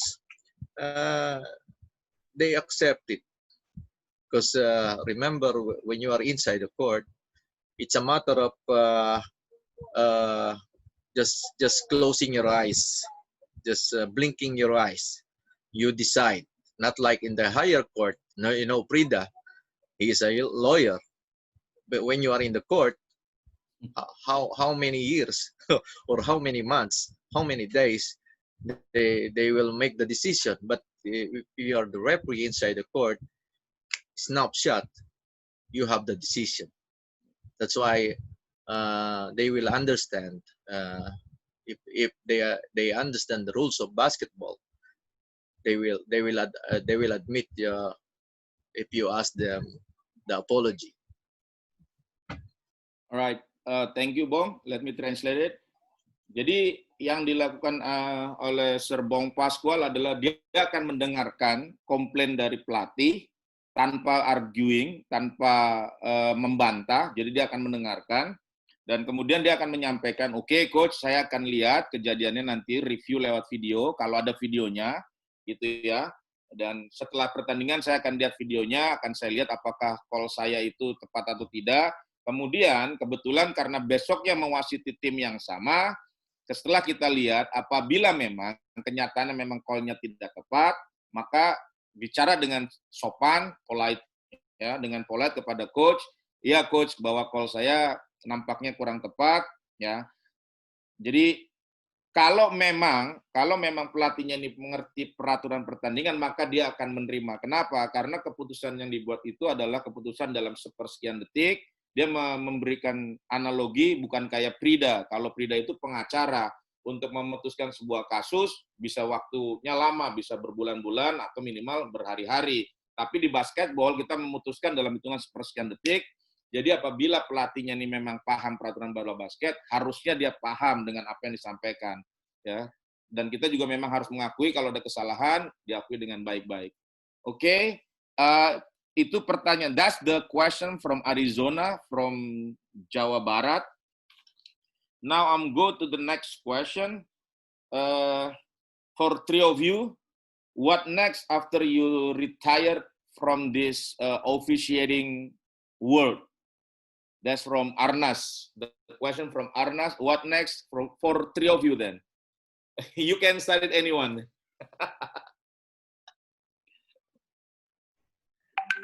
I think we need to start with the young one.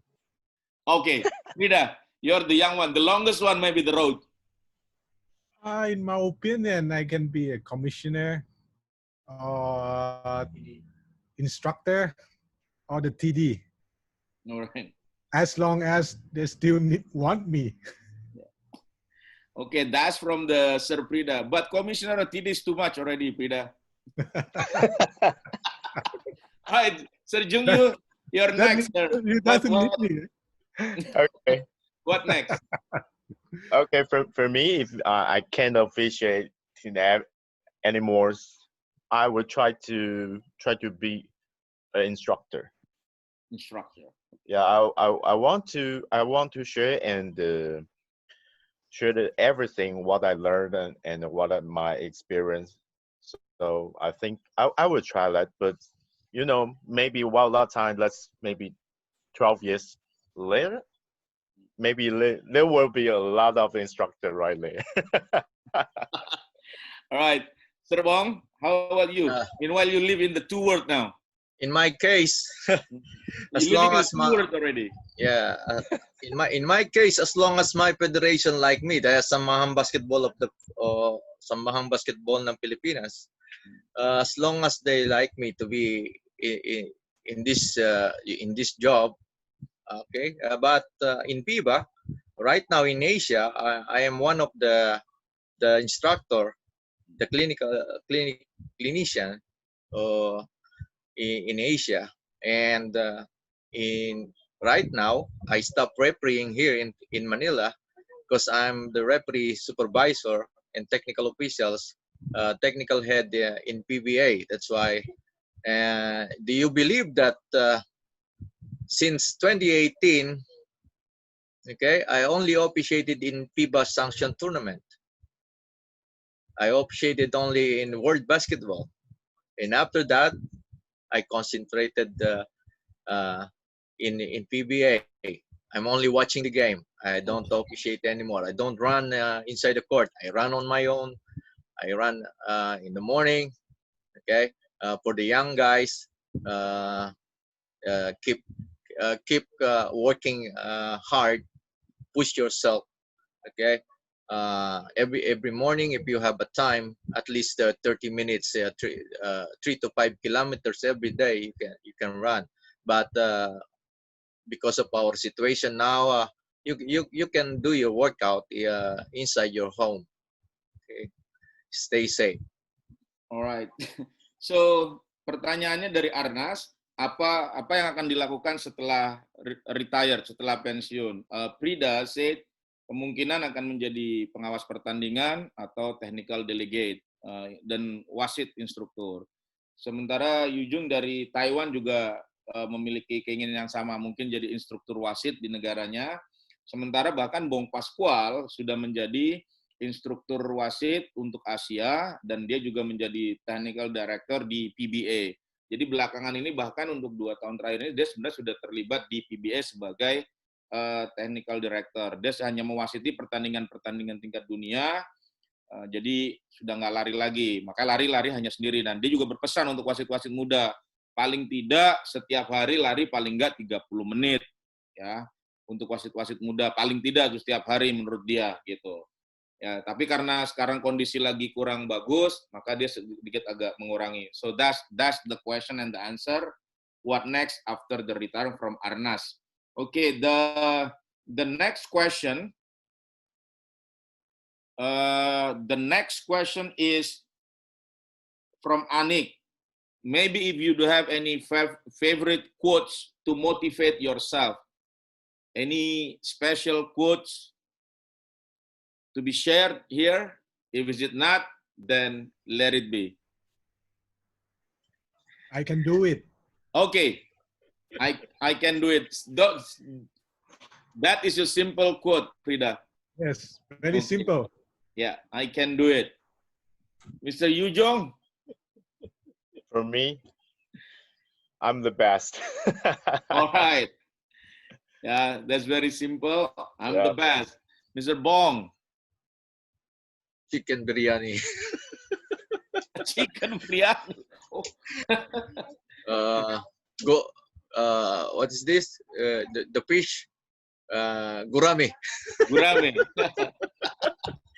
So, yeah, Anik from Jatim, quote favorit dari Frida, you can do it. Kalau Yujung, you are the best, I'm the best. Bong Pascual, any fish then. He ate any fish. Dia makan segala, dia cuma bercanda, dia nggak punya quote favorit, tapi dia sudah bisa berada di sana. Kemudian, Bebek. Bebek. Yan Shui from Malaysia. I have Yan Shui from Malaysia. Are you still here, bro? You can ask directly to any one of them. For Yan Shui from Malaysia, please.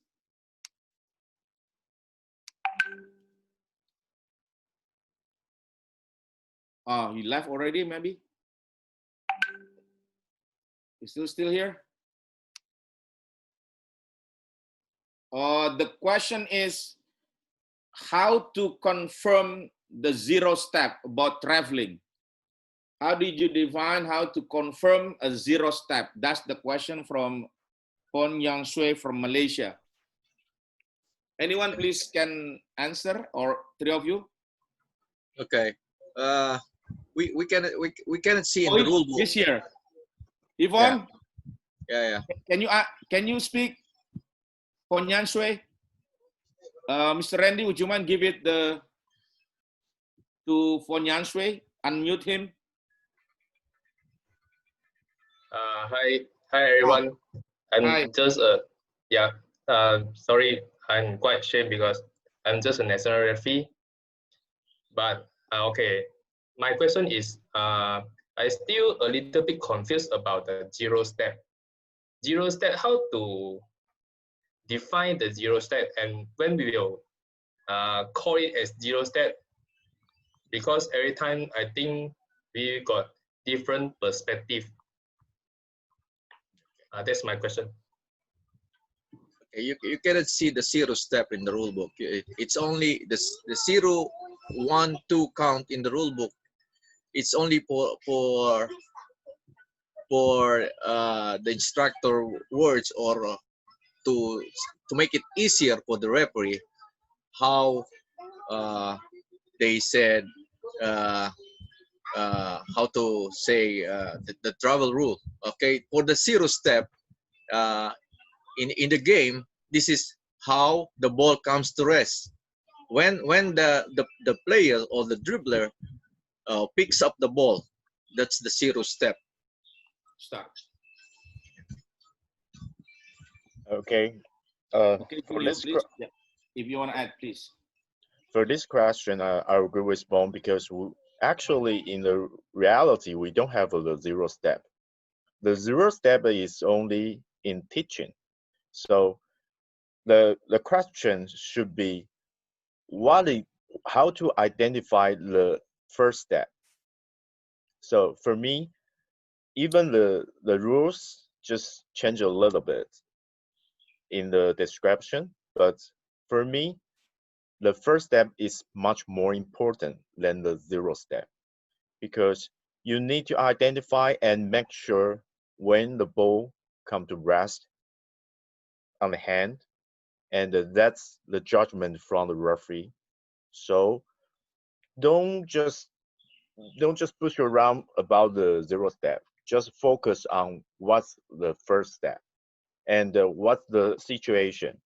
It's during the possession and you got the ball, or just you finish the dribbling and you try to hold the ball. That's a different situation. So just the different situation and then make the judgment. Prida, Mr. Prida, anything else to add, sir? I like the answer from my colleagues, Big Brother Bong and Yuyong. Like Bong said, when the ball come to race, that is the instructor use zero step, the feet that stay with the ground.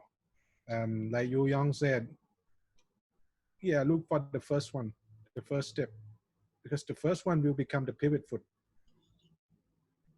And both of them already answer. So I for me, stay with the basic, because if we talk about the word too much, you will confuse. Sometimes confuse yourself. And for me, just like Bong said, when the ball come to rest, and Yu Young look for the first one for the pivot foot. For me, that's all. Yvonne, so is it clear, or you like to make sure all the answer? So basically, from all the speaker is when the ball come to rest of your hand. Then yes. Okay, I want to add something. Okay, sure. If you are not sure, don't call it. Okay. Leave it to the Let game. it go. Just let it go. Okay. Thank you for everyone. Thank you. Thank you, Yvonne. Okay, actually our schedule should be finished at 2:30, but we still have a few questions. Can we finish about 5 more questions? Then, yeah. So the next question is from Tomohiro-san Hosada from Japan. Please, Tomo, just directly speak up to the speakers, all of them. Tomo-san. Thank you so much, guys. Yes. Long time no see, and so I appreciate to attend this meeting. Yeah. So I have a little question. So, what kind of training for mental training for you in the coronavirus situations?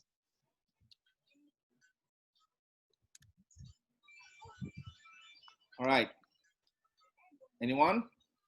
I think for this question we need again the young one. All right.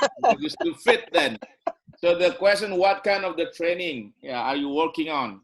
The physical, mental, and knowledge. Please. Self-talk. Keep motivating yourself. Like I said, looking at the senior and dreaming. I want to be like them and believe that you can do it. Motivating yourself, like Bong says, self-talk. I can do it. I can do it, and I can dream big. But today I start small, and one day I want to be big like them. Wow. Okay. Hello. Hello. Honestly, yeah. Yeah. Yeah. I know you. I know this question from you. That's typical. Okay. For me, I will try to starting. How to starting? Starting rules, starting mechanics, and try to make every details in your mind, and that's the first step. And second step, you need to set your goal. You need to set your target. And third step, you need to find a way to achieve it that's the 3 step of myself. And of course, in nowadays, you can through the training your body to try to make you stronger and stronger. And trust me, the appearance, the difference of the appearance, the change of the appearance will change your mind as well. So maybe I think this couple ways you can try. Thank you. Okay, I agree with my two friends here, Frida and Jungyu. But for me, the best is the discipline, the attitude, because it's very hard to run alone, to have your workout every time you are alone. It's very hard. Team workout is very easy to motivate yourself, but for training alone it's very hard, especially my age now. That's why I said it's the most important is the discipline. You need to sleep early, wake up early, discipline yourself, and listen to your senior referees. Don't forget, okay? Your feet is still in the ground, and your head is still small, not big. Yeah. That's very important. Mm-hmm. Okay, Tomo-san, Yeah. how is it? Yeah. Yes, it's Is it very helpful, good. sir? Yeah. Yes, I'm very satisfied. Thank you so Arigato. much, guys. Guys, Arigatou gozaimasu. guys, Okay, now I have guys, 3, guys, 4 more Ibnu. question. Ibnu, So this question for you, Jung. Ibnu, Yes. Ibnu. When you Yes, have sir. when you have self-talk, you don't talk at the bus stop. You talk inside you. Let's spit it out, huh? No, don't talk like very loud in the public. Yeah. Okay, that's the question now from Yudong, from Randy, Jakarta.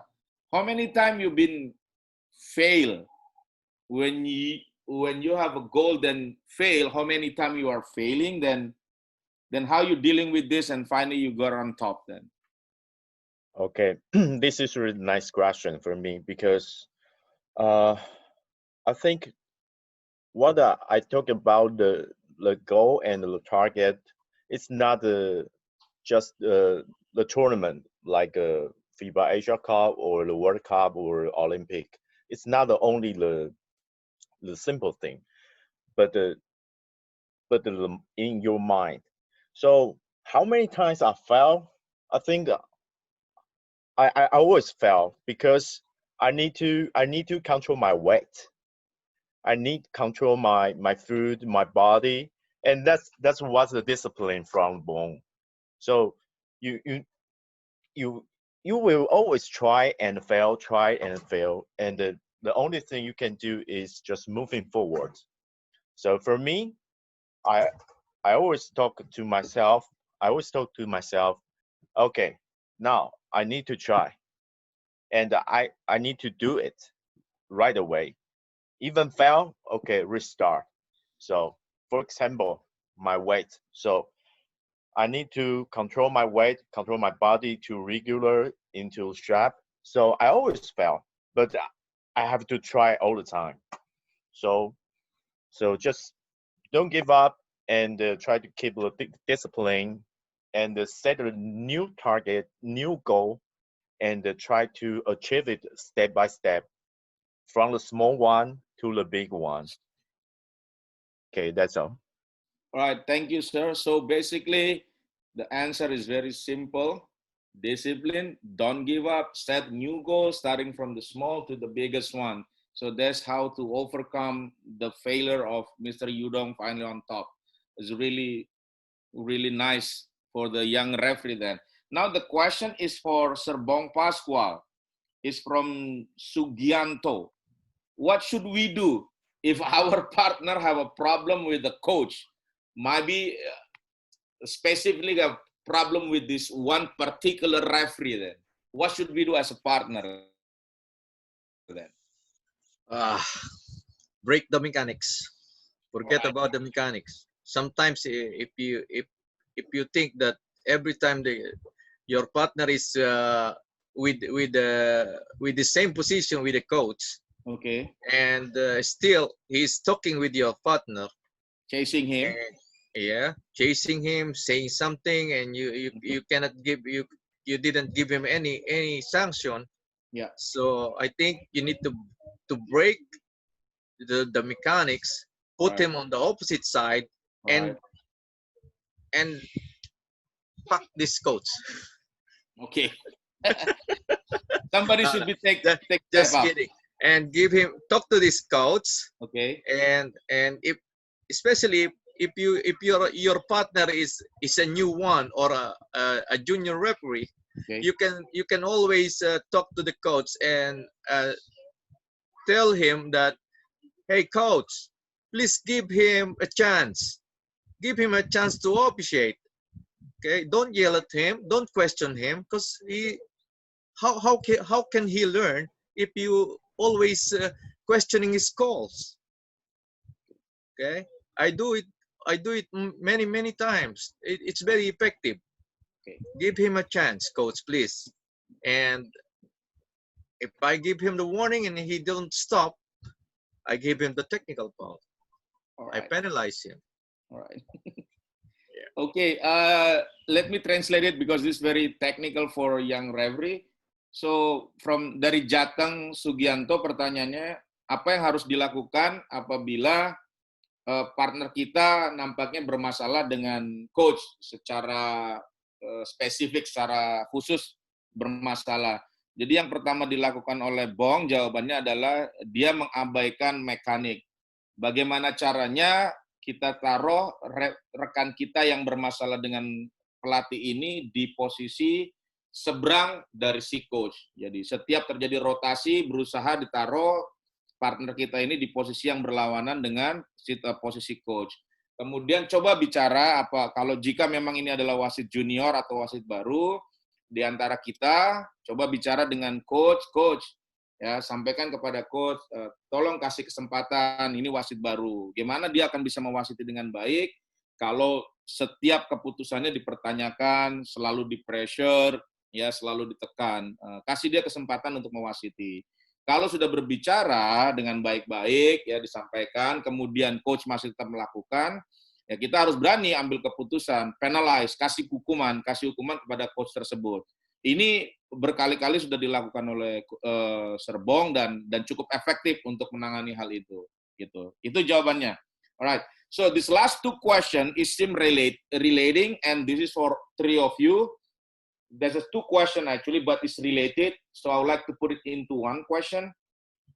The first question is from Yamin. This is one of the former head of referee in one of our province. How big the appreciation from your federation to successful referee like you guys? Do you receive any appreciation in any ways? That's the question. The second question is from Arnas. It's relating with the federation. How is the recruiting system in your country, especially about the young referee? And what do you think?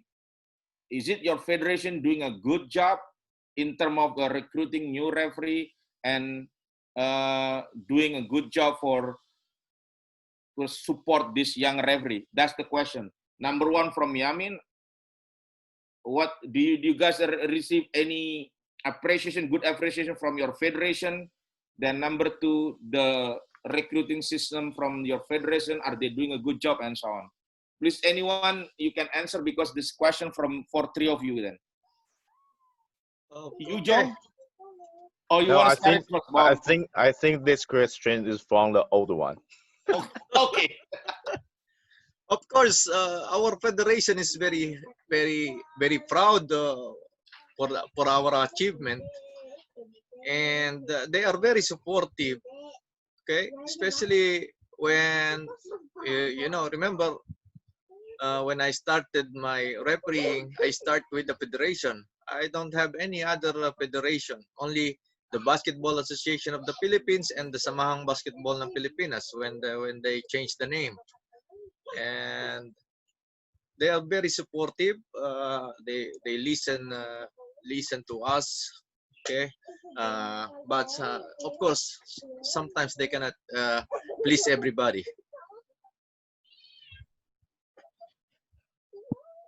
Okay. The situation in Taiwan it's a little different from Philippines. I have to say our federation, they do a lot of work, but they're not in the specs in referees. So now we want to set the new system and some kind of evaluation to the young referee. But now we will still try to figure out how to establish a new system to try to help more and more younger referee. And for our achievement, maybe I won't use achievement because that's also our personal goal in life. So our federation, they will say, okay, yeah, Yong, you just go to the World Cup. Good job. That's all. So I think that's because of the different culture.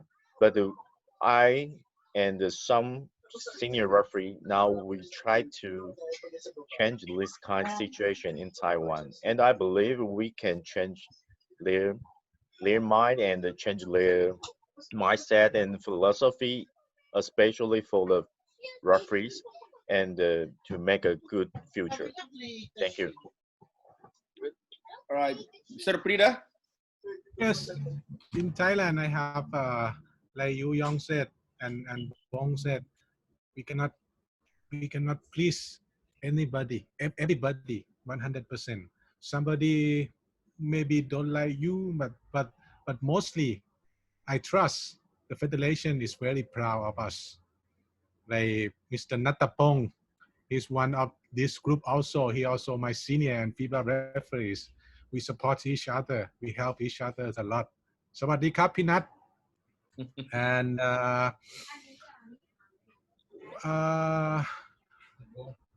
Supong also, and then we help each other a lot. We have a conversation group in in Thailand. We use social media. We call Line. We have a Line group, and we share the information. But we don't have like a big celebration when I go to the World Cup or somebody go to the Asian game or Asia Cup. We don't have that kind of celebration. But among us, we sharing each other. We send, hey, congratulations on Facebook, on that. But the federation, I believe and I trust, they're very proud because we have one delegate from the country, or one or two or three that involved in some big tournament. Is very honored to not only to the referee but also to the country. So they must be very, very proud of us. And for the developing plan, now we are having like the social media group that we are sharing the rule information or rule discussion or anything about refereeing or playing or game or anything. And I think, yes, we support each other very well. Okay, That is Thailand. the last question is about the recruiting new referee. Are Oh, they yeah. doing a good job, and how is it going in your country then, recruiting the new young referee? Yeah. Right now we are lack of young and potential referee. We are under the recruitment, and also some colleagues here like Michael Tolentino is also a commissioner and a former FIBA referee. Edita Boticario also a active FIBA referee. Payberas is also a young potential FIBA referee. All we need is all we need to do is to be honest with the or to be loyal with the federation. Right now, we need young referees, and we are preparing for the next FIBA examination, but still we are searching for it. We have some FIBA referees also, but they are old. They or maybe they need to quit someday, like me. All right. Sir Yudong, you like to add Okay. something from the Taiwan side, the I federation? think we have another little, I think a big difference from Philippines because now, because of the culture, usually in last 20 years, if you want to become a FIBA referee, your age usually over 32 or 33. That's the average age. So now we want to change this, and especially to fit the new FIBA system. So now we are seeking the younger people and who just interested in referee, and try to bring in more resource and more details and the information, and try to set the crew and just like what do we do now, and have a meeting or the training regularly. But now everything is under structure, so we will see. Rida? Yeah, for the recruitment in Thailand, we have a lot of clinic.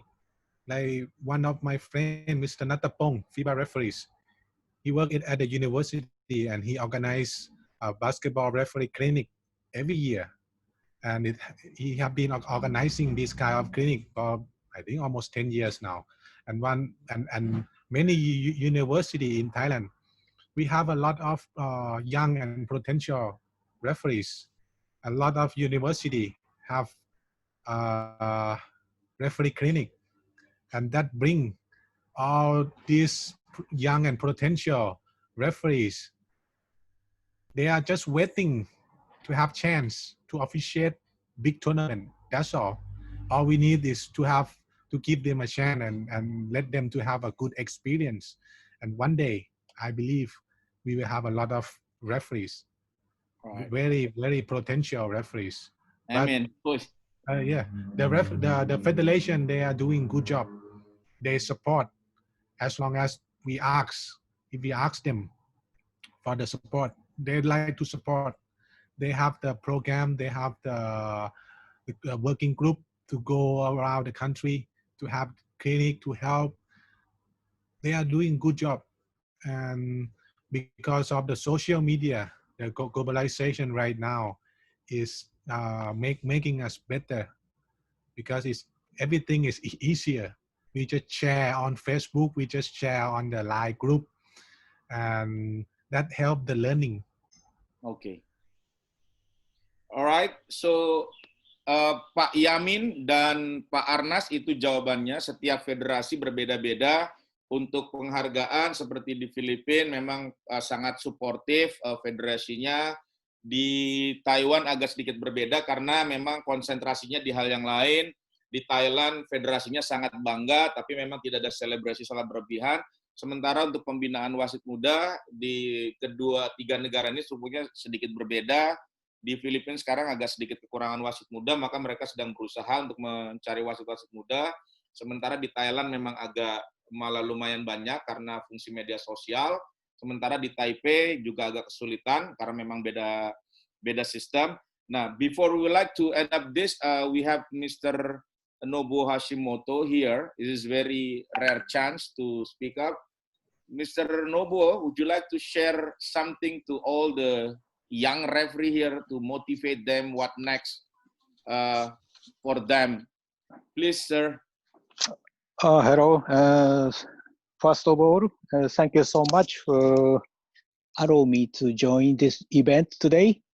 I'm feeling the Asian referee is getting better year by year. So this event is for useful and valuable for young Indonesian referees. Thank you so much, and terima kasih.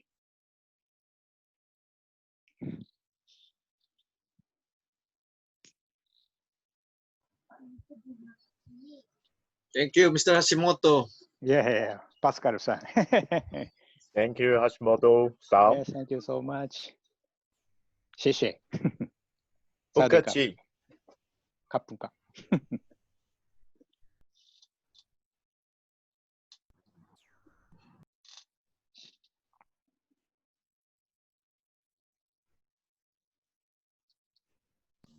Unmute myself, sorry. We still have 1 minute. There's one more question coming.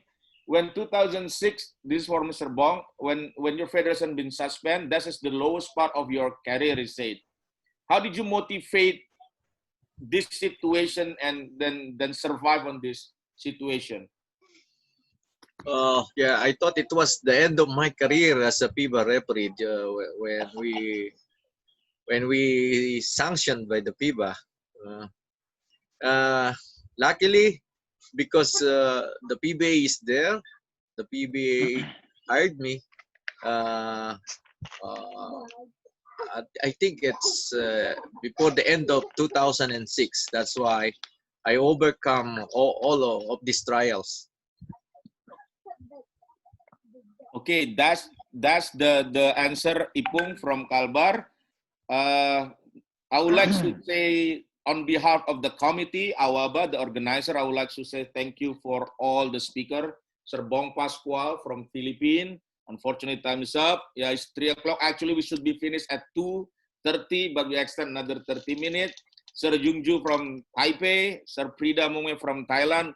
We really appreciate your precious time to share with all the young referee. We're really thankful for that you are give us time for that. And thank you also for Mr. Nobu Hashimoto, who's willing to spend the time with us for the young referee, to support the young referee to grow. And of course, thank you for the committee who's preparing everything, to all the participants who's willing to listen all the kind word and good motivation from the successful referee. Hope will become to you for everyone. Now I'll give it back the time to Randy as a committee. I'm really sorry for anything that I say wrong. Yeah, thank you. Then I'll give it back to Randy. Assalamualaikum warahmatullahi wabarakatuh. Waalaikumsalam warahmatullahi wabarakatuh. Thank you, Sir Ibnu. Thank you so much, Sir Bong Pascual. Thank you, Sir Yungju. Thank you, Sir Frida, to be a speaker in Awaba development activity. I hope this is not the last meeting, yeah, because we will continue to make activity that are intended to build basketball referee to be a more development. And I hope we can meet again in the next activity. And thank you so much to all participants for joining in this webinar. Thank you so much for all the FIBA referee. I apologize if there are many mistakes. Terima kasih untuk semua partisipasi. Maaf jika banyak kesalahan. Salam hormat saya kepada para wasit senior, para wasit FIBA. Terima kasih Mas Harja, Kak Donald, Kak Ari, Mas Johan, dan teman-teman wasit nasional Indonesia, dan semua wasit bola basket di Indonesia. Insya Allah masih banyak kegiatan Awaba Development yang akan dilakukan. Saya berharap semua bisa ikut bergabung di kegiatan selanjutnya. Thank you so much. Mungkin untuk sesi terakhir kita adakan sesi foto untuk dokumentasi. Maybe for the last session we have photo session for the documentation. Yes.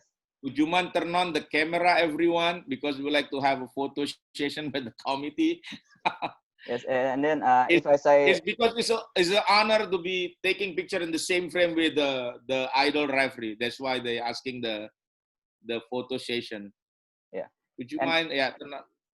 If I say a referee, everyone will say one team and show like this, one team.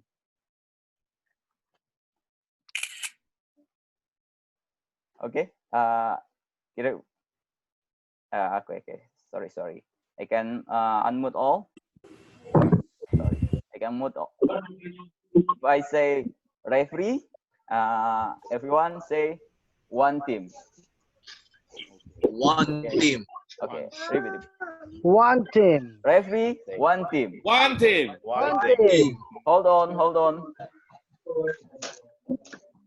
Thank you so much for all. Thank you so much, Penelli. Thank you so much, Randy. Thank you, Awaba. Thank you, Sir Bong Pascual. Hope to see you again. Thank you. Yeah, really appreciate it. Thank you so much for everyone. Thank you, Pare. Long time no see, Edita. Jungmin. Terima kasih. Frida, salty kita. Thank you. Hope see you someday, Troy. Jung, my big brother. Thank you.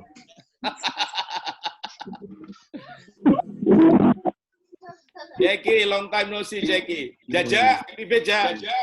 Lagi di mana, Ja? Bye. Where's Jaja? Ya, unmute ya. Chungming, nice car, Chungming.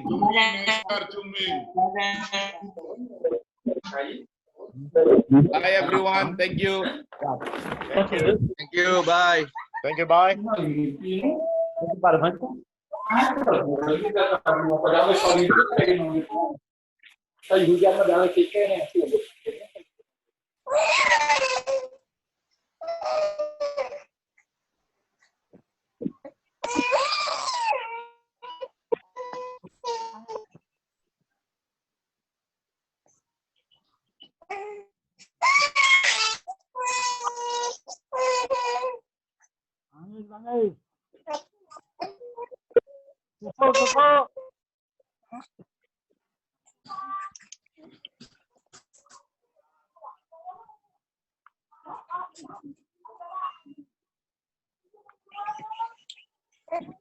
Iya.